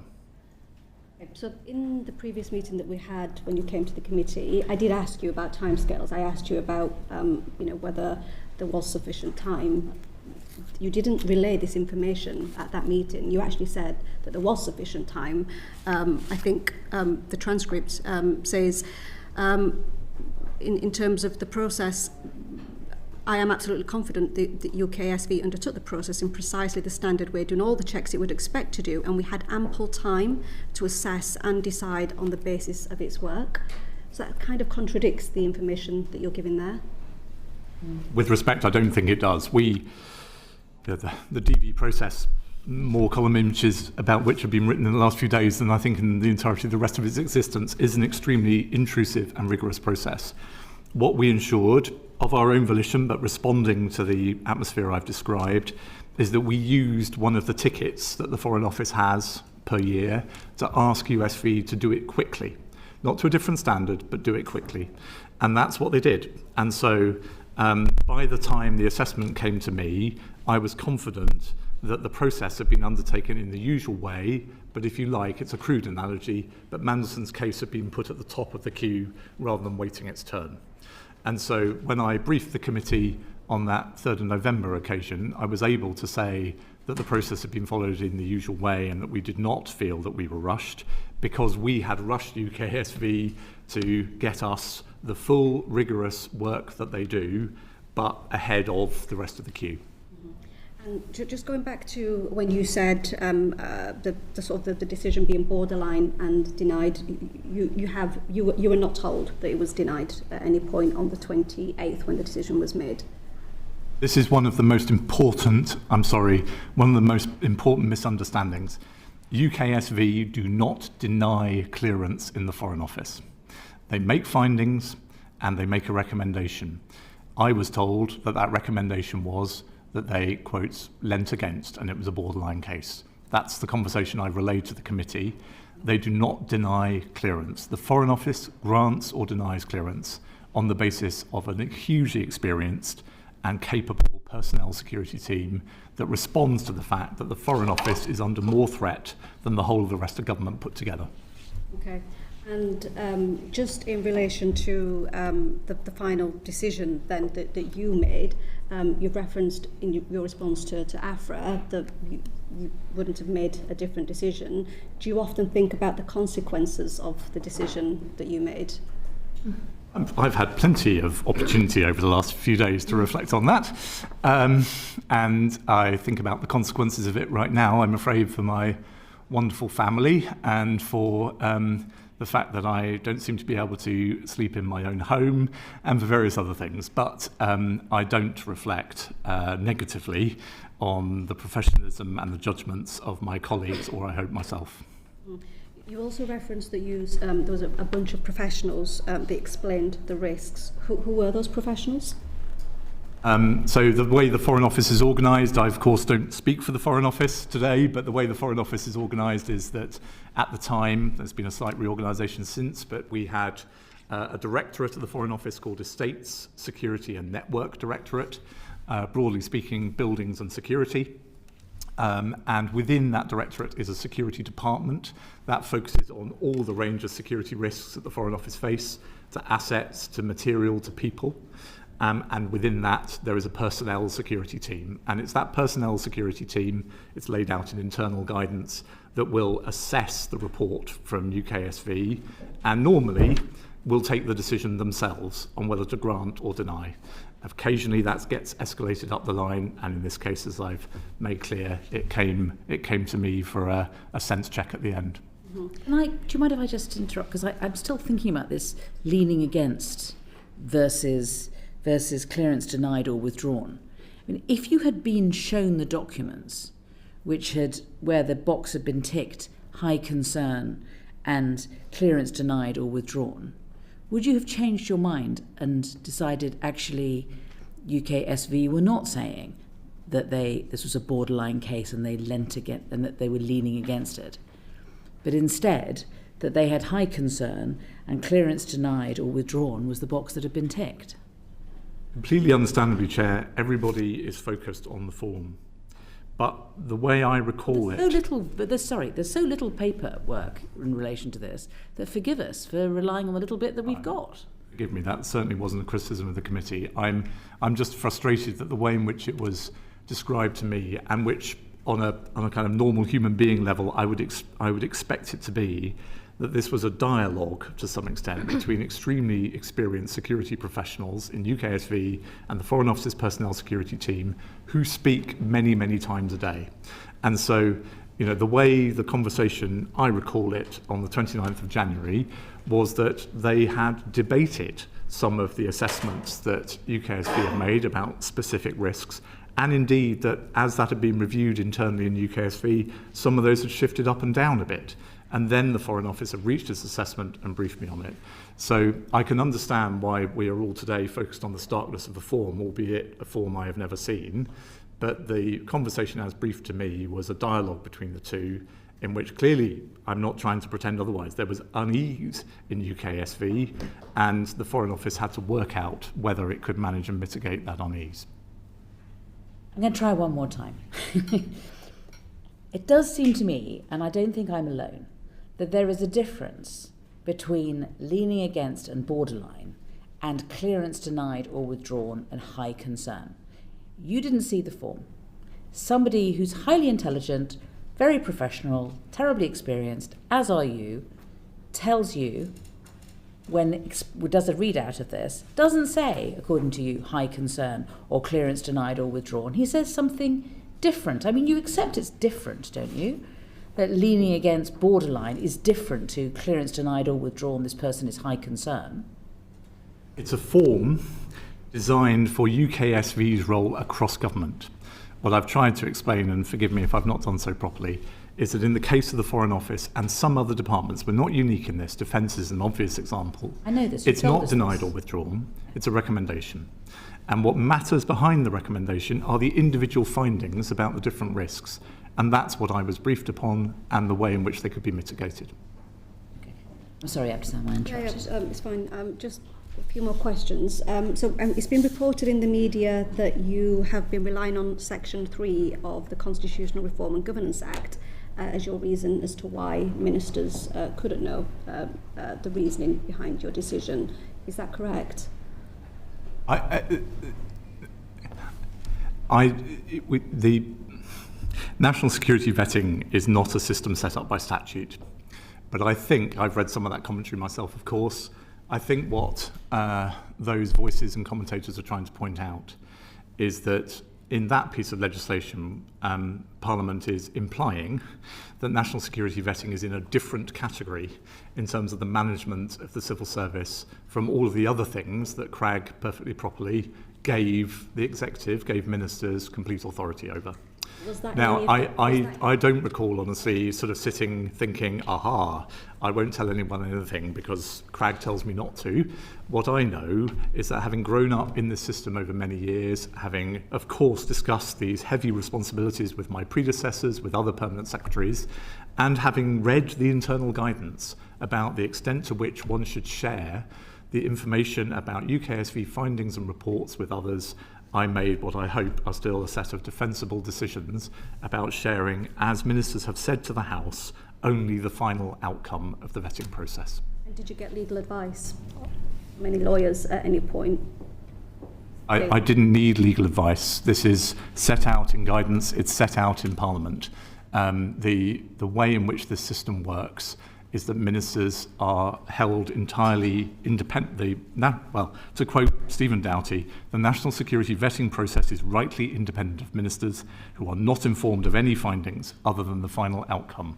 He said that on the 16th of September. It's a piece of briefing that we shared with the Cabinet Office and Number 10, and they approved explicitly. Indeed, my recollection is that Number 10 asked me to ensure, in the way that we briefed both the Foreign Secretary and other ministers, that we made clear that ministers and Number 10 were held completely removed from the vetting process, and so we did, because it's true. Given the scale of the decision, this is, it's not an ordinary, you've said it's exceptional. At any point you thought you didn't think you'd need legal advice to perhaps protect you going forward? I mean, it has crossed my mind in the last few days that it would have been quite nice if I'd sent such an email and got such a response. But the point I'm trying to make, without labouring it, is this is such an established part of the way that we operate this system. I at no point sat there and thought, this one's a really tricky one, I need to ask a lawyer. It's, we had briefed ministers accepted that position. The way in which the internal guidance is written is absolutely clear about the strict confidentiality of the box within which the vetting system operates. And I didn't think I should take it upon myself to do something that I felt, and I still feel passionately today, as I hope you can tell, risks the erosion of a really important plank of the government's defences against what I know very well, sadly no longer can help the government deal with, but know very well are a set of absolutely aggressive hostile powers who are trying to suborn the Foreign Office, its people and its information. Thank you, Chair. Thank you very much. That's Uma. Thank you, Chair. So, Oliver, you said you were proud you didn't bow to pressure, but of course you were our chief Brexit negotiator. You're very used to high-pressured situations, which is partly why you found yourself in one of the top civil service roles in the country. In one of your earlier answers, you referred to that you were told not to tell the Foreign Secretary about something. Would you not have exercised your judgment as a very senior civil servant that perhaps there's a time sometimes where you should be telling the Foreign Secretary or the Prime Minister something that is of concern, perhaps to do with matters of national security? Absolutely. I was Principal Private Secretary to Tony Blair. I ran Gordon Brown's office. I was Deputy National Security Advisor for David Cameron. I was Brexit negotiator, as you rightly remind me, though I don't have a doctor's note today to allow me to talk about Brexit, for Theresa May. I have worked with the people who have the hardest jobs in the land for most of my career. And of course, you're absolutely right. You make, in those sorts of jobs, and as PUS at the Foreign Office, you make fine judgments every day about what to take upon yourself and what burdens to share with the Secretary of State. That actually, and one of the things I will deeply miss about this job, if I may say so, is the Foreign Office is slightly unusual in that, given the risks to Foreign Office personnel around the world, rather more of that burden rests culturally on the Permanent Undersecretary than in other departments I've worked in. I felt deeply, deeply responsible for the safety of my team in Tehran. I would check in with them twice a day. I would ask for advice on how they were doing. I am still deeply concerned about the brave, amazing Iranian colleagues we have left behind in Tehran who work for the British Embassy there. And I can't shake that off, as you can tell. But those responsibilities weigh very, very heavily on me.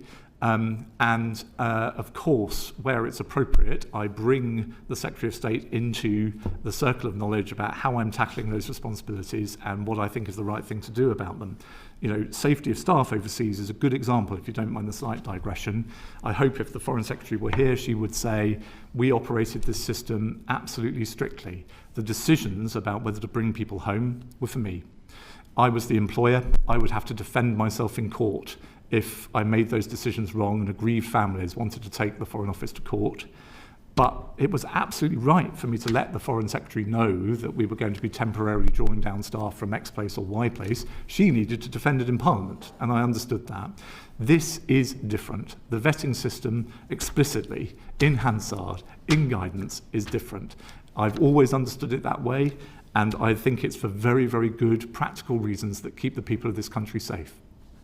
Understood. So, Olly, before the decision or the judgment was made not to inform the Prime Minister or the Foreign Secretary, or indeed it seems anyone, that Mandelson's developed vetting clearance, or the recommendation was that it was denied. Now, you're disputing that version of events, but we've seen the box of both ticks in red. Did you or your officials working for you establish whether there was any precedent for a Prime Minister being informed that a senior civil servant had failed vetting? I know of no precedent. Sorry, excuse me. Prime Ministers and other ministers are perfectly entitled to know that people have failed vetting. As Minister Doughty said to the Commons on the 16th of September, it's absolutely appropriate for the outcome, the final outcome of a vetting process to be made clear to ministers. What I think David Lammy, William Hague, and indeed any other minister, thank you so much, that I've come across will tell you is that there is not an ongoing dialogue. Senior officials don't pop upstairs into the Foreign Secretary's office and say, this one's a tricky one. You don't do it, because the minute you do, what that does is it erodes the very principle of the system. And you don't have to trust me on this. You know, the government's documentation on gov.uk to candidates for vetting is that the information you provide to us is regarded as, quote, vetting in confidence, unquote, and is only known to the vetting staff in UKSV dealing with the clearance and the personnel security team who make a decision on the clearance. I'm not asking about the contents of it. This is the most sensitive diplomatic appointment in British government. We have seen a form where both boxes were for denied. Did you not think to check if there is a precedent where someone's been denied to then inform the Foreign Secretary or the Prime Minister? I'm sorry to harp on. Peter Mandelson was not denied vetting. The recommendation the UKSV report, in the case of the Foreign Office and half a dozen other departments, makes a recommendation on the basis of findings. That's then assessed, and a decision is made by the department, by a capable, experienced and expert team. So I didn't think I'd better go and find out whether people who've had some particular risks highlighted in a UKSV report have then had that information shared with the Prime Minister or with any other minister, because to do so would immediately have opened up the box of the vetting system, which I hold to this hour is an important part of our national defences. Let me pivot to a slightly different way, because the form that we've seen that you're saying you've not previously seen, both the boxes were red where it's high concern and clearance denied or withdrawn. But you're saying that's not a failure of vetting. So, related but separate. Once the disclosure of once Bloomberg had some emails disclosed to them and the Prime Minister was going forward at Prime Minister's questions, did you not think it was worth revisiting the UKSV document or having those discussions? And/or did you ever have any discussions about withdrawing security clearance now that new information has come to light? So on the second part of your question, it didn't arise, honestly, because with Mandelson having been sacked with immediate effect from his post in Washington, his access to classified information was withdrawn immediately. And so, although, as you will know from the public documents, it took some days or even a couple of weeks for him to leave the government's payroll, the national security risk he could, in theory, have posed was eliminated immediately. The first part of your question again, sorry? Once the Bloomberg, that cache of emails that Bloomberg had came to light, and you knew and this is questions on judgment, and I think I asked you this last time on the transcript, and so Chris Wormald actually told us in answer to some of these questions that the due diligence has two parts. There's identification of information and then there's judgment.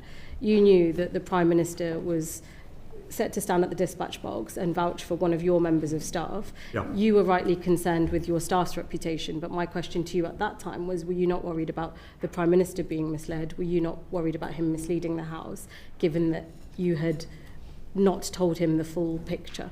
Yeah, I hope I've explained. I don't think that it would have been proper for me to expose what you call the full picture to the Prime Minister. I don't think I had an obligation to do that.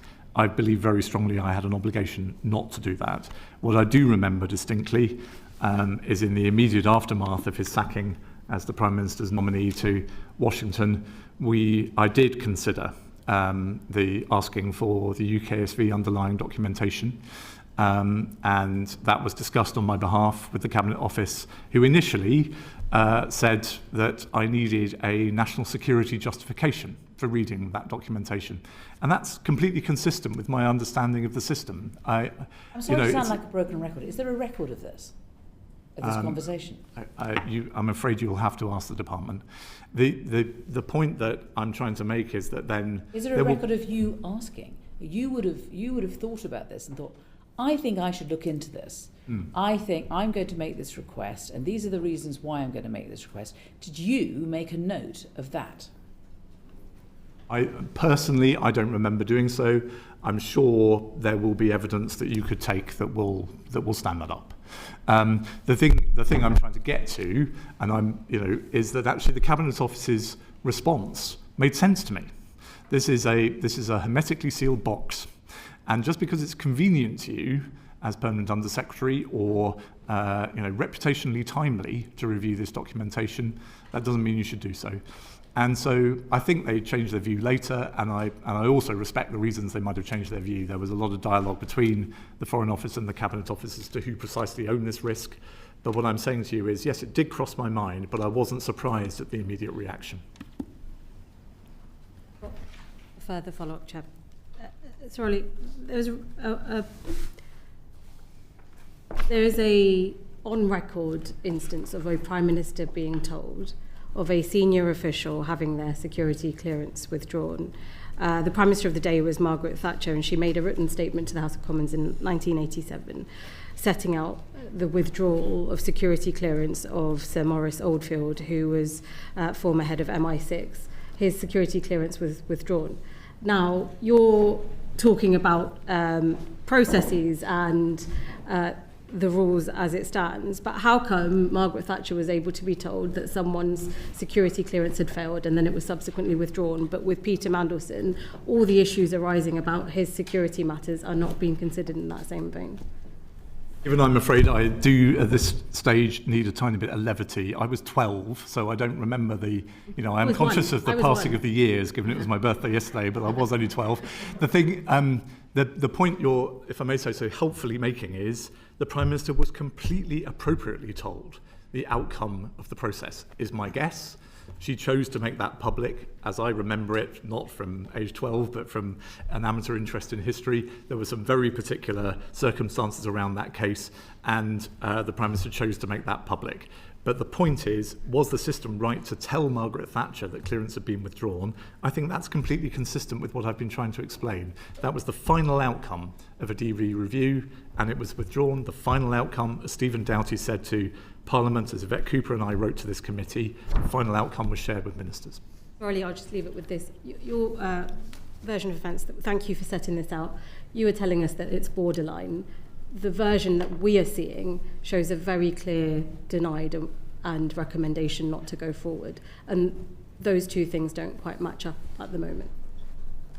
Sorry, was that a question? It's a statement. Well, it might be. Let's move on to Edward, who I think has got a... I just wanted to link up the questions that Uma has been asking you and something you said earlier, which was that in relation to Matthew Doyle, you had been ordered by Number 10 not to tell the Foreign Secretary. And then when you go to the Cabinet Office to seek permission to go and look at the UKSV report, you're told, no, you can't do that. I'm just wondering if there is an atmosphere created by Number 10 that these two examples speak to of don't tell anyone you're not allowed to tell, don't go looking for anything you're not allowed to look for, we'll control this is being run here. Is that in any way accurate? Well, if I can slightly expand your question, obviously the last few days / weeks / months have left me with many reflections on how this system works. And whilst I've been trying to explain it as honestly as I can with the chair's words ringing in my ears from the start, that doesn't necessarily mean I think it works perfectly. And there are things about this whole system that, obviously looking back, if I were suddenly bureaucratic dictator, I would want to change. And I think there is a bit of confusion as to who is ultimately accountable for holding the record of clearance I think there's a bit of confusion about how ministers are briefed to speak to the Commons about some of these things. I was worried at various points in this story that the Prime Minister was being given lines to deploy publicly that the Foreign Office had not had a chance to think through and work through with colleagues. That obviously became even sharper about Thursday, sort of 9 p.m. So there are lots of things about this that I think could be improved, but the way in which I described my own role in this, I hope all I'm trying to say is I think I tried to operate the system as I understood it, and I still believe it should be operated to the best of my ability. Alex. Thank you. Thank you, Sir Olly. How common is it for you to have these borderline cases of UKSV and you have to make a judgment call after not a clear recommendation? I don't know. It's certainly not unheard of, and the disagreement can go in either direction. And I think you would hear the same from other departmental permanent secretaries that have this relationship with UKSV. But it's important that I don't know, because as I say, the guidance set centrally on data privacy is that a line manager, let alone the head of the department, should only be involved in looking at the report of this process in exceptional circumstances where that's strictly necessary in order to manage and mitigate risk. Now, in this case, I don't think it's breaching any confidence to say, as the occupant of our most senior bilateral ambassadorial role, Mandelson's line manager was about to be me.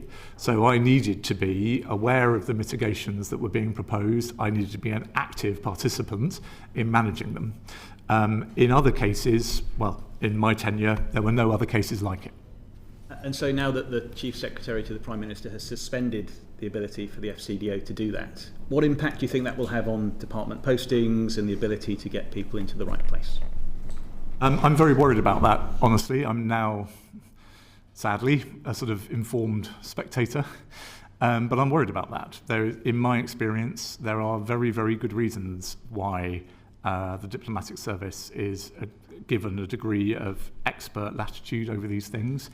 The vetting system cannot be entirely one size fits all. The risks that are manageable in the Food Standards Agency are different from the risks that are manageable in our embassy in Beijing. And the Foreign Office, for people to obtain vetting in the Foreign Office, our candidates very often have a broader and deeper range of international contacts and experience than most. International contacts, of course, are an area of focus for the DV process. And therefore, an expert personnel security department that can reach an informed view of how risky and significant those contacts are for a candidate for vetting, I personally, I was new to the Foreign Office, but I personally could see the justification for. So in your view, after this review is conducted, there should be some leeway for the Foreign Office to continue to exercise some judgment over posting. It should not be entirely down to UKSV in the future. I hope it's fair to say that among my reflections when I answered Mr. Morello on how I would change the system, this isn't one aspect of it I would change. Okay. Was Peter Mandelson granted strap access to the highest levels of classified information? I believe he was, and that the strap system, which, to be honest, I should be even more careful about than I have been about the DV process for, as many members of the committee will know, very, very good reasons. That is operated entirely independent even of the department. So it was clear to me he'd received strap clearance. That offered me a degree of extra reassurance because what I've just said about the DV process and international contacts, as I understand it, is an even heavier focus of the strap process, given that that's really about the protection of our most sensitive intelligence material from hostile foreign actors. But beyond that, I can't tell you very much because it's a yes or no from the strap authorities, not the conversation that I've been describing between UKSV and the Foreign Office. And the concerns that UKSV would have raised during the DV process, would those same concerns been raised during the strap process, and would they have been addressed in any different way? I'm not trying to duck your question, but I don't want to give you false information. I think if you want evidence on how the strap process works, you should probably ask the government for it.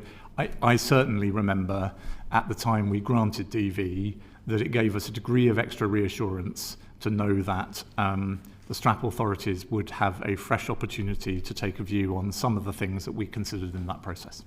Did the intelligence services at any point share any concerns about Peter Mandelson being the appointment as the US ambassador? I can only speak to my tenure, and the answer to that would be no.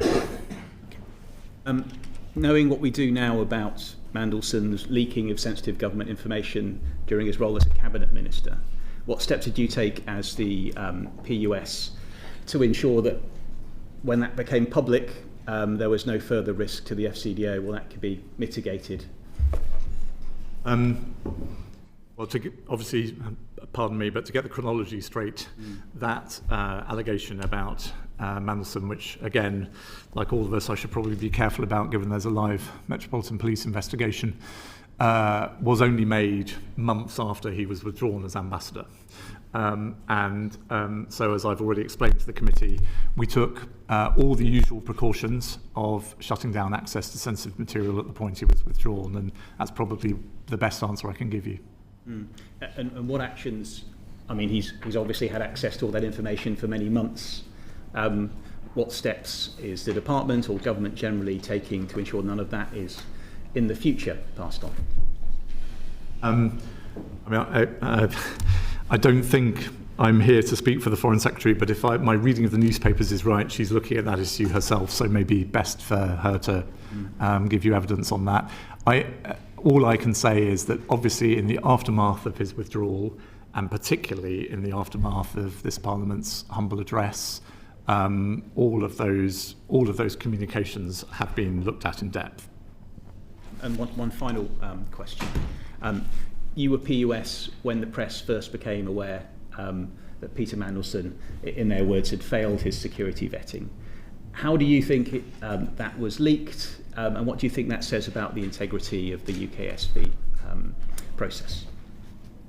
I'm deeply concerned about it, honestly.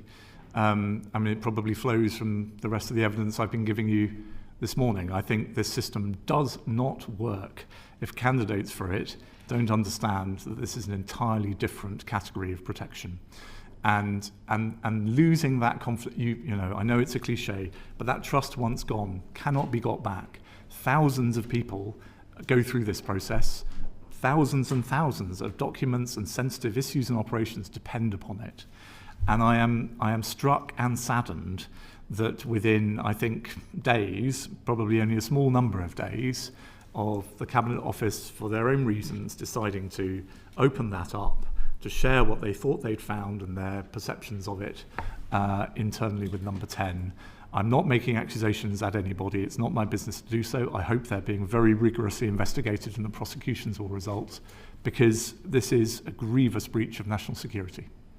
Okay, so you believe it was after the Cabinet Office and Number 10 had access to those documents that the press was made aware of these detailed national security vetting procedures? I've not seen the advice that went to the Prime Minister. All I am able to do, I'm not an investigator, all I'm able to do is put two and two together, which is that the first I heard of this deep concern and briefing of it to the Prime Minister was only really hours before it appeared in The Guardian. Fleur. Thank you, Chair, and thank you, Sir Olly. I've got questions about three different aspects of the process. Going back to the very beginning, before you started, there were conversations between Peter Mandelson and Number 10. So yesterday, the Prime Minister said, "It was clear to me that Peter Mandelson's answers to my staff in the due diligence exercise, before you started, were not truthful, and I sacked him." So that sounds like it's Morgan McSweeney. But when you came into the office, did you have notes of any interview that Morgan McSweeney had held with Peter Mandelson as a part of the due diligence or even the pre-due diligence when talking about appointing him? Did you see notes of this interview that may have given you concerns that could then have influenced how you saw the vetting process continue? No. You didn't know about any of those?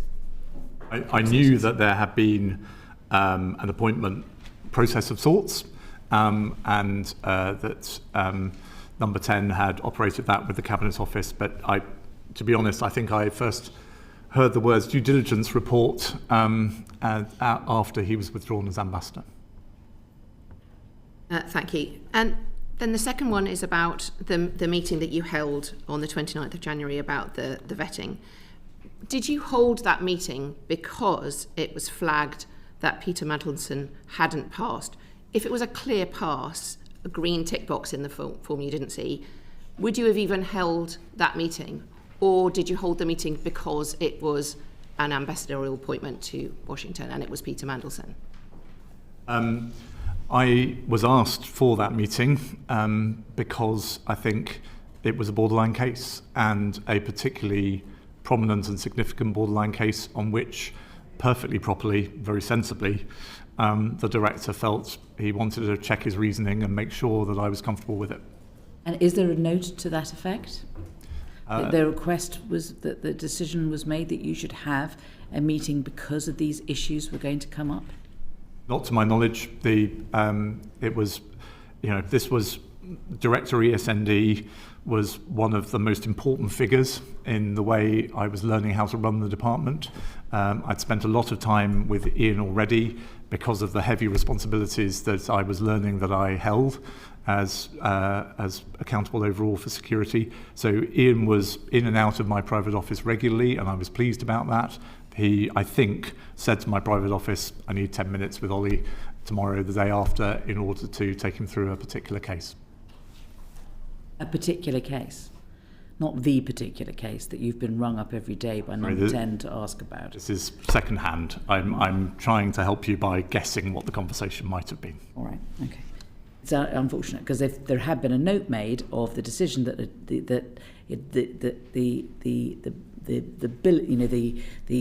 putting into the diary of a meeting that was going to take place for particular purposes and with particular reasons, if there had been a note of that, then we wouldn't need to guess at the reasons for it, and Fleur would be able to get fuller answers to the questions that she's asking.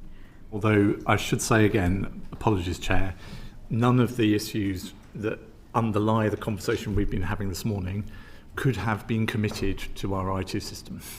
So, and for all I know, my diary will say that there is an appointment with Director ESND, but the office were not allowed. It would have been a serious breach for them to try and explain in that appointment in my calendar what the underlying questions were. You can make notes to your private office, can't you, about what you're doing and why? What was done, I think, entirely appropriately, was that the decision was recorded the next day. Thank you. I think what we're getting to here is that when the Prime Minister was told the process was just carried out and it was passed, actually there were different layers to this process than normally happened because of the borderline case that you described. So the meeting was held because of the borderline case. You've already said to us in your evidence to us in November that one of the hardest parts of this was the Global Council shares, and that must have been part of the mitigations, therefore. So did you hold follow-up meetings about the Global Council shares, how that was going, at which the borderline case could then still have gone either way if the mitigations weren't carried out, that you were satisfied could have been carried out? I had many discussions with Mandelson about his Global Council stake and how we manage it, not just the shares but also the relationships that he would have built up as chairman of Global Council, founder, and we had a mitigation strategy in place for dealing with those. The main prism through which I saw those, Ms. Anderson, was managing conflicts of interest, which is not, strictly speaking, a national security issue.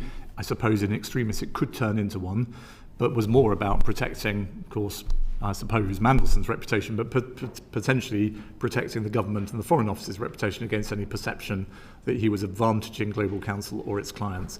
And that was the dialogue I had with him, starting, I think, a couple of days after his DV clearance was given.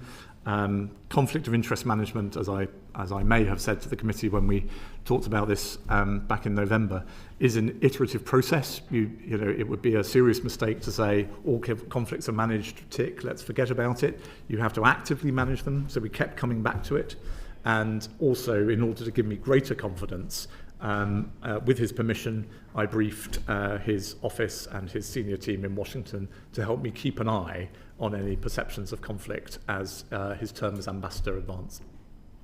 Thank you. And when other ambassadors are appointed, it is normal that they've been through the process. This is a separate issue. I understand that they would have been through developed vetting as a normal part of their appointment before that. But in those cases, is it usual to have a series of mitigations and then be working through the mitigations? Is it normal in other circumstances, or is this very unusual?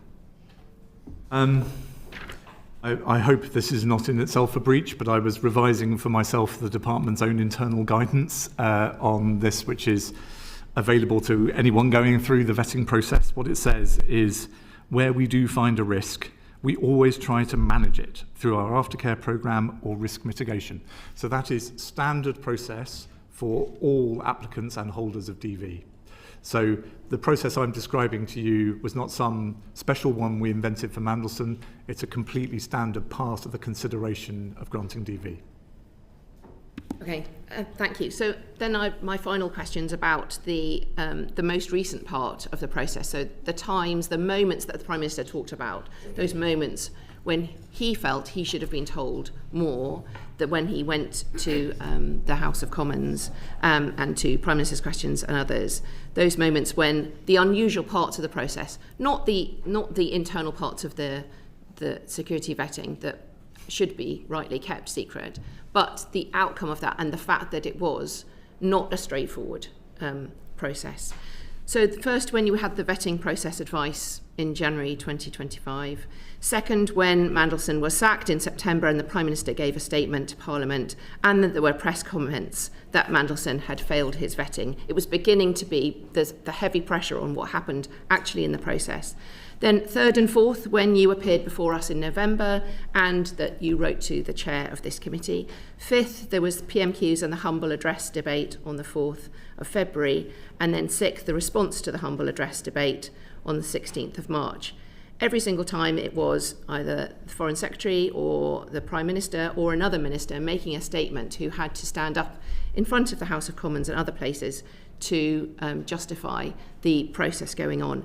Was it your same decision every single time that the due process had been followed and that's the only thing that should be disclosed? Or did you receive advice during that time from security specialists, from propriety specialists? We've already talked about legal advice, that the decision to withhold the information about the vetting outcome should remain the same, or did it change through that time? Did you receive further advice? It's a great question. Do you mind a slightly long answer? Because there's a lot here.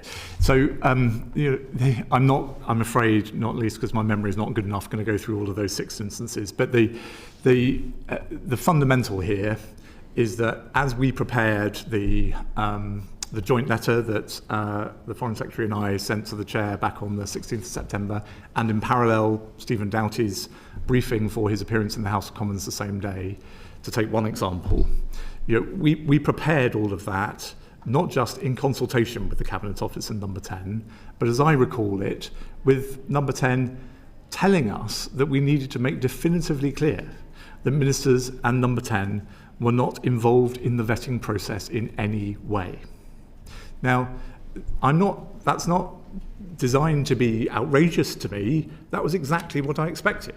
That was exactly the basis on which I have been operating the process since I was appointed Permanent Under-Secretary, and is consistent, I hope, with my evidence both in November and to you today. So as we then worked to satisfy the need of Parliament, of this committee, for as much as we could safely give, we always had that in the back of our minds, and we had it, I thought, with the confidence of knowing that that was understood to be the position between us, ministers, and Number 10. And so it shouldn't, I hope, then come as a surprise to think that at each of these junctures, I'm not, one scapegoat for this is enough. But I have seen, I remember there being not a single dissenting voice amongst my senior team, my security team, my personnel team, that we were taking exactly the right approach. And I certainly don't remember being challenged about it by ministers.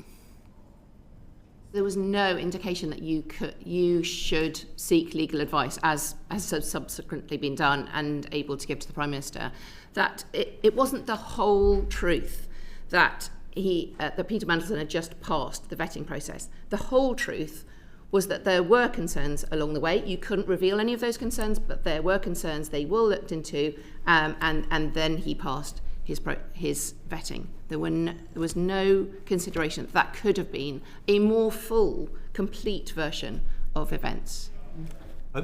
There was nothing unique about that situation, Ms. Anderson, if I may say so. As I've tried to explain, the way DV is a risk judgment, and DV depends then quite often on the management and mitigation of those risks.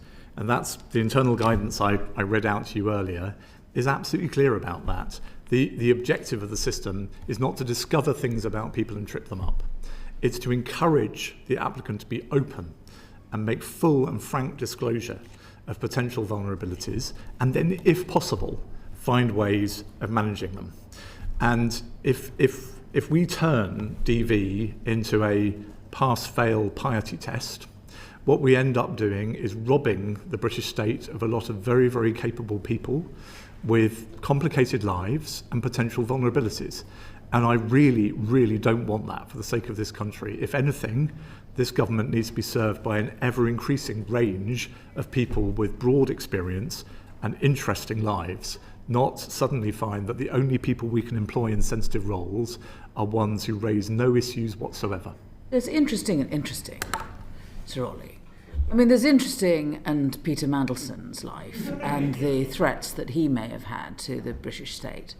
And I mean, that's really the nub of this. Is how on earth did this happen?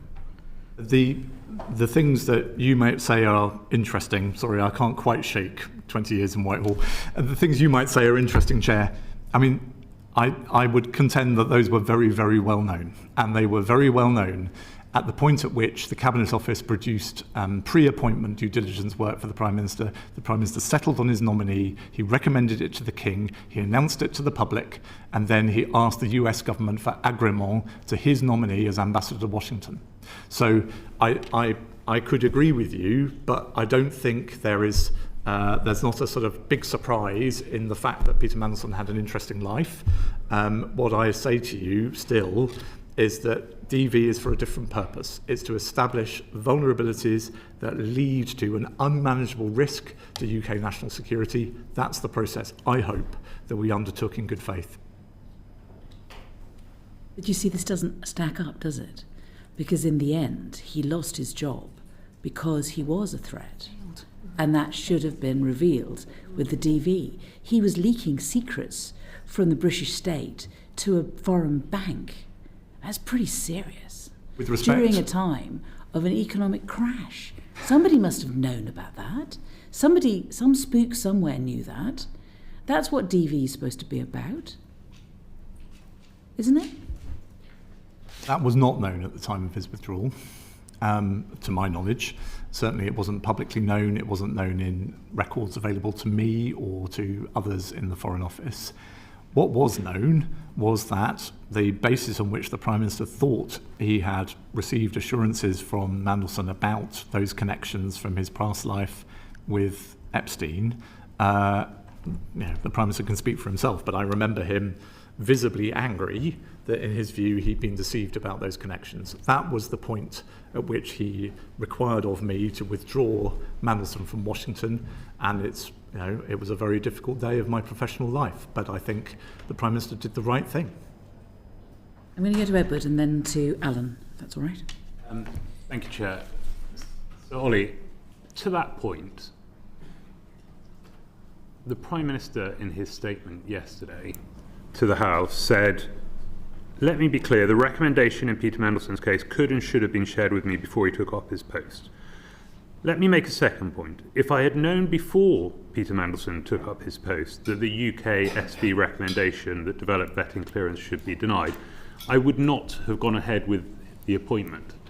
That can't be accurate, given that you have said, given that he was effectively on his way to Washington at the point at which you were making a decision on whether or not the recommendation of UKSV could be mitigated. They had already made the announcement by then. They had already done the due diligence and seen, the Prime Minister had supposedly seen the summary of the report of the due diligence in your conversation with him. So that is, the Prime Minister's statement yesterday is inconsistent with the evidence that you have given today. Do you have a view on whether or not his statement was accurate yesterday? I'm not here to attack the Prime Minister, Mr. Morello. I'm here to help the committee. And what I want to say to you is that, given the emphasis rightly in this meeting in this session on record keeping, given I was not in post at the time, I can only go on the record. And all I would observe is that I don't doubt that the Prime Minister is saying that sincerely. It would be nice if the record showed that he had required his office and his team to make that stipulation more explicitly clear to those of us who were then charged with trying to make this happen.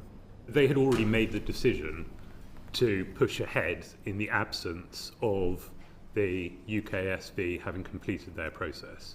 So the idea that you can say, I wouldn't have done it if I'd known the results of the UKSV, while at the same time imposing a process in which the UKSV could never have been completed in time for him to take up that post. Those two things cannot both be true. I see what you're driving at, Mr. Morello, but just to focus on the chronology for a second, I think in many ways, to a diplomat, one of the most significant steps in this process was pushing the US administration for agrément. I'm sorry it's such a pompous phrase, but that is important in the world of diplomacy.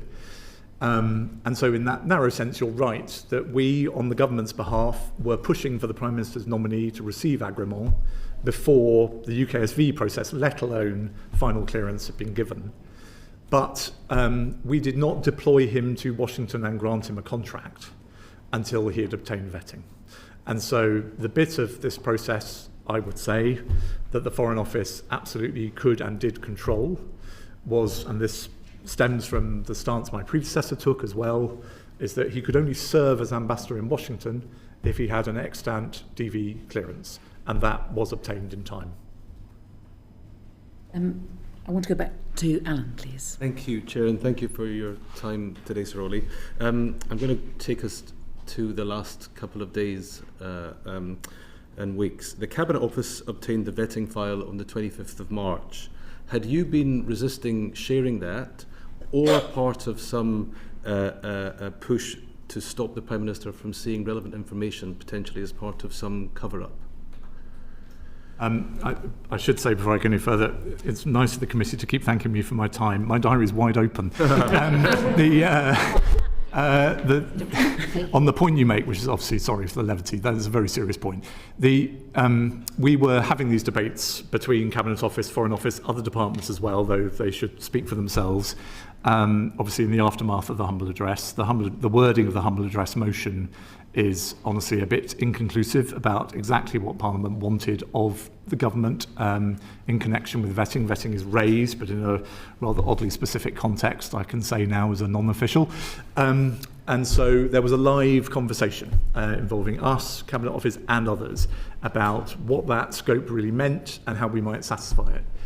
I would not resile for a second from the Foreign Office's position in that conversation, and I'm not trying to hide from it. I certainly held this view, but I was also advised it was the correct view, and others in the Foreign Office took it too, and we were not alone in Whitehall in taking this position, was that, for all the reasons I have gone on about this morning, that to open that box is to do something that has long-term damaging and chilling implications for UK national security.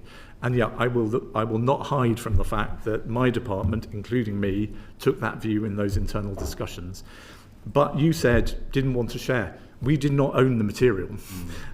So this was a debate about whether the Cabinet Office opened their own safe. And in the end, they chose to do so. I would still have wished that they didn't, not because of what's happened to me, but because of all of the factors I've tried to lay out for you this morning. And consistently, we continue to advise that they shouldn't. I think at various points in this story, though, of course, they will speak for themselves, they were quite convinced by that view. I mean, I certainly recall being debriefed on meetings with the Cabinet Office in which they had been very worried about the implications of opening the box, and indeed, I think, again, they'll speak for themselves, but had discussed some of that openly with the ISC as part of the humble address follow-up. So, I'm not putting words in your mouth, Mr. Gemmell, but this was certainly not a question of Cabinet Office having one firm view, sunshine is the best, blah, blah, blah. Foreign Office says absolutely not, because we own the file and we're terribly secretive about it. They own the file.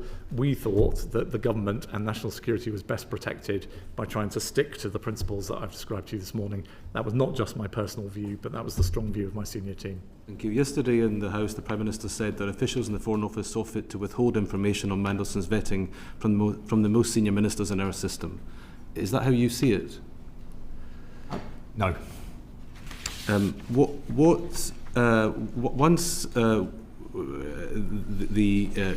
problem that Number 10 had identified became apparent, what conversations did you have with the Prime Minister, the Foreign Secretary or the Cabinet Secretary that you'd be able to share with us today? You mean in the last few days? In the last few days. This is where I must plead one of the caveats from my letter, if I may, Mr. Gemmell. I think, given the way I have been treated over the last few days, I've been obviously thinking very hard about this session, thinking about how I hope do my duty to Parliament in thinking these issues through. I've not yet really had a chance to focus on the letter I received yesterday and what on earth I do about it. All I would say is I regret that I, in my view, didn't have some of the points that the Prime Minister and others are making about the Foreign Office's decision-making and about my accountability. I regret that those were not put to me before I received a letter dismissing me. In those conversations, were you able to set out how the Foreign Office does vetting? And do you think people understood these distinctions that you've been making today? I've certainly tried to set them out, but as I'm straying too far. I think what I've tried to offer you today, Mr. Gemmell, and the committee, is that I think a lot of the things that have been said about the system over the last couple of days are, to put it kindly, a bit misguided. And I've tried to be, I know it's complicated, I know it's full of jargon. It is a vital system for the protection of this country, and I hope I have laid it out clearly and honestly. Do you have concerns about the amount of information we've now shared about our developed vetting system in relation to what our adversaries know about us? Yes, I am. I think that it may sound paranoid, but I think even the level of disclosure that the government has offered over the last few days, British national security does not benefit from this, so we have to ask whose does. I may be paraphrasing Afra's question, but you have been at the centre of government for many years and spent many years of your career promoting and defending our country's national security. With the benefit of hindsight, when you hear the committee's questions today on notes, on taking advice, on how the Foreign Office took this decision, and ending up putting someone who leaked some of the most, who had in their past leaked some of the most sensitive secrets this country has, with the benefit of hindsight, would you have done anything different in relation to the appointment of Peter Mandelson? Anything different? That's very sweeping, Mr. Gemmell. I've tried to be open. There are various aspects of this system I think could be improved, and maybe I wish I'd had the time to offer that as a general view about the way we operate the system at various points in my tenure. But I think in the way you generously asked the question, what I reflect on most is that the British state is dissecting itself to some extent in public over this. I understand why, and this morning I've tried as a private citizen to support that process. I do reflect honestly on my wonderful colleagues who are sat in the British Embassy in Moscow or the British Embassy in Beijing and are subjected to incredible pressure. And the way I try to lead them and support them during my time as PUS. And of course, I find myself wondering who this helps. Thank you. Very good. We've just got a couple of questions from people who promised me they have one question each, so I'm going to keep them to it. Dan. Thanks, Chair. So, Olly, you are one of the country's most distinguished civil servants, and you have this week been dismissed by the Prime Minister. Can you tell us why? Is it your contention that you have delivered your duty, you've carried out security vetting in the usual procedural way? And what is your reaction to the way you've been treated this week? And I suppose finally, what impact will it have on your colleagues? Thank you. Again, Mr. Carden, thank you for the generous way you asked the question, but I should be careful here. The very short answer is I don't fully understand the reasons that I'm in the position I am in, but that is for a separate process for me to try to get to the bottom of. As a human being, I'm desperately, desperately sad about it, Mr. Carden. I love that job. I love that institution. I was proud to serve this government and any government that might follow it. I hope I was doing it to the best of my ability. I was certainly doing it as hard as I possibly could. I had wonderful colleagues who I miss deeply. And the issues we were dealing with, and my colleagues are still dealing with, are of profound importance to the success of this government and the success of the country. It's been the proudest part of my career to lead that institution because of their work, not because of mine. And you say kind things about my distinguished career. I just feel intensely proud of the people I've led, and I wish them every success and wish I could still be with them. Thank you. And thank you for that answer to my honourable friend here. Yesterday, the Prime Minister was asked by the member for New Forest East, before sacking Olly Robbins last week, did the Prime Minister ask him why he overruled the verdict of security vetters, and if so, what was his explanation? The Prime Minister replied, "I did ask him, and I did not accept his explanation. That is why I sacked him." Did the Prime Minister ask you, and what about your explanation do you think he did not agree with? It's a very legitimate question, Ms. Brandreth. The reason I wrote to the committee ahead of this hearing on this matter is I'm afraid, given I'm in unknown territory, honestly, for me personally, about the HR position I am in and what this means for my family, I must remain quiet on that until my advisors have told me what the appropriate thing to do is about it. All I would say in echoing the Chair's opening remarks is I hope I have been completely transparent as far as I can be in my understanding of process, guidance and precedent at every stage in this, and I wish I had been given more opportunities given the confusion that clearly exists to explain the process in more detail. But is it fair to say that he did ask you? I must reserve my position on that, if I may, because I think I will get into a situation where I'm saying things to this committee that I may need to rely on later. Sir John. Thank you. The Cabinet Office has been tasked with fulfilling the requirements of the humble address. Are you confident that that is being fulfilled to the letter, or are you aware of any other documents that have not yet been published which might help explain what has happened? Well, my team obviously were closely involved with the Cabinet Office in trying to satisfy the terms of the humble address over the last couple of months of my tenure in the job. It is maybe now I'm released, I can be slightly more open about this. It's a very, very hard motion to sensibly satisfy, if I may say so, to you as members of the House of Commons, because at its extreme, its wording, which requires us to offer up all electronic communications between Mandelson and pretty much anyone in the government system, could be anything from an intelligence report to a room booking.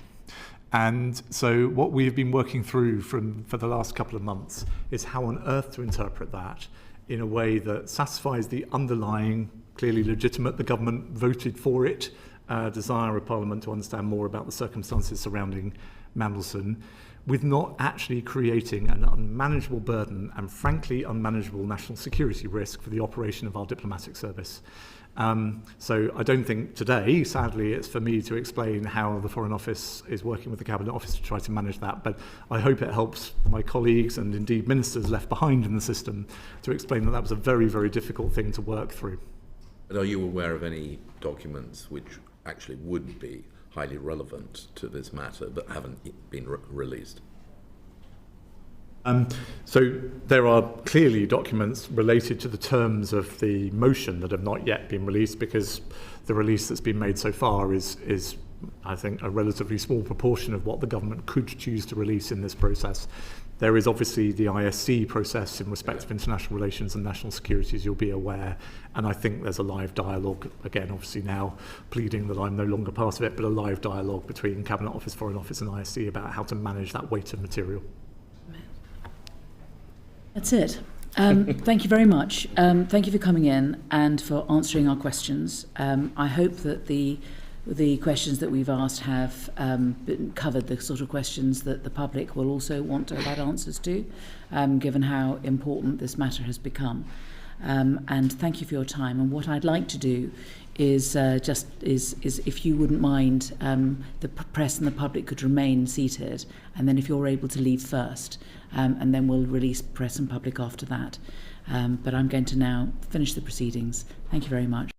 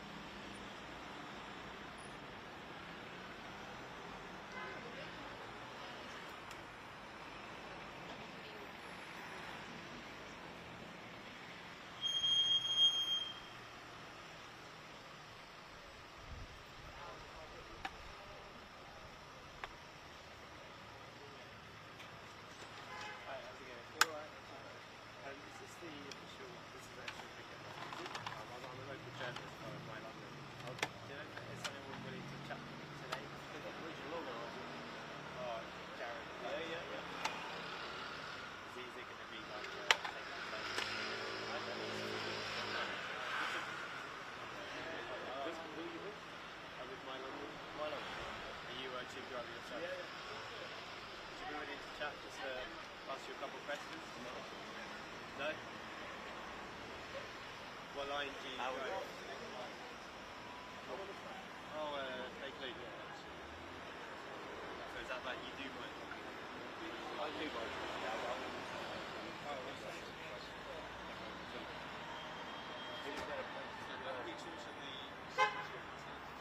Yeah, that's quite secure. No worries.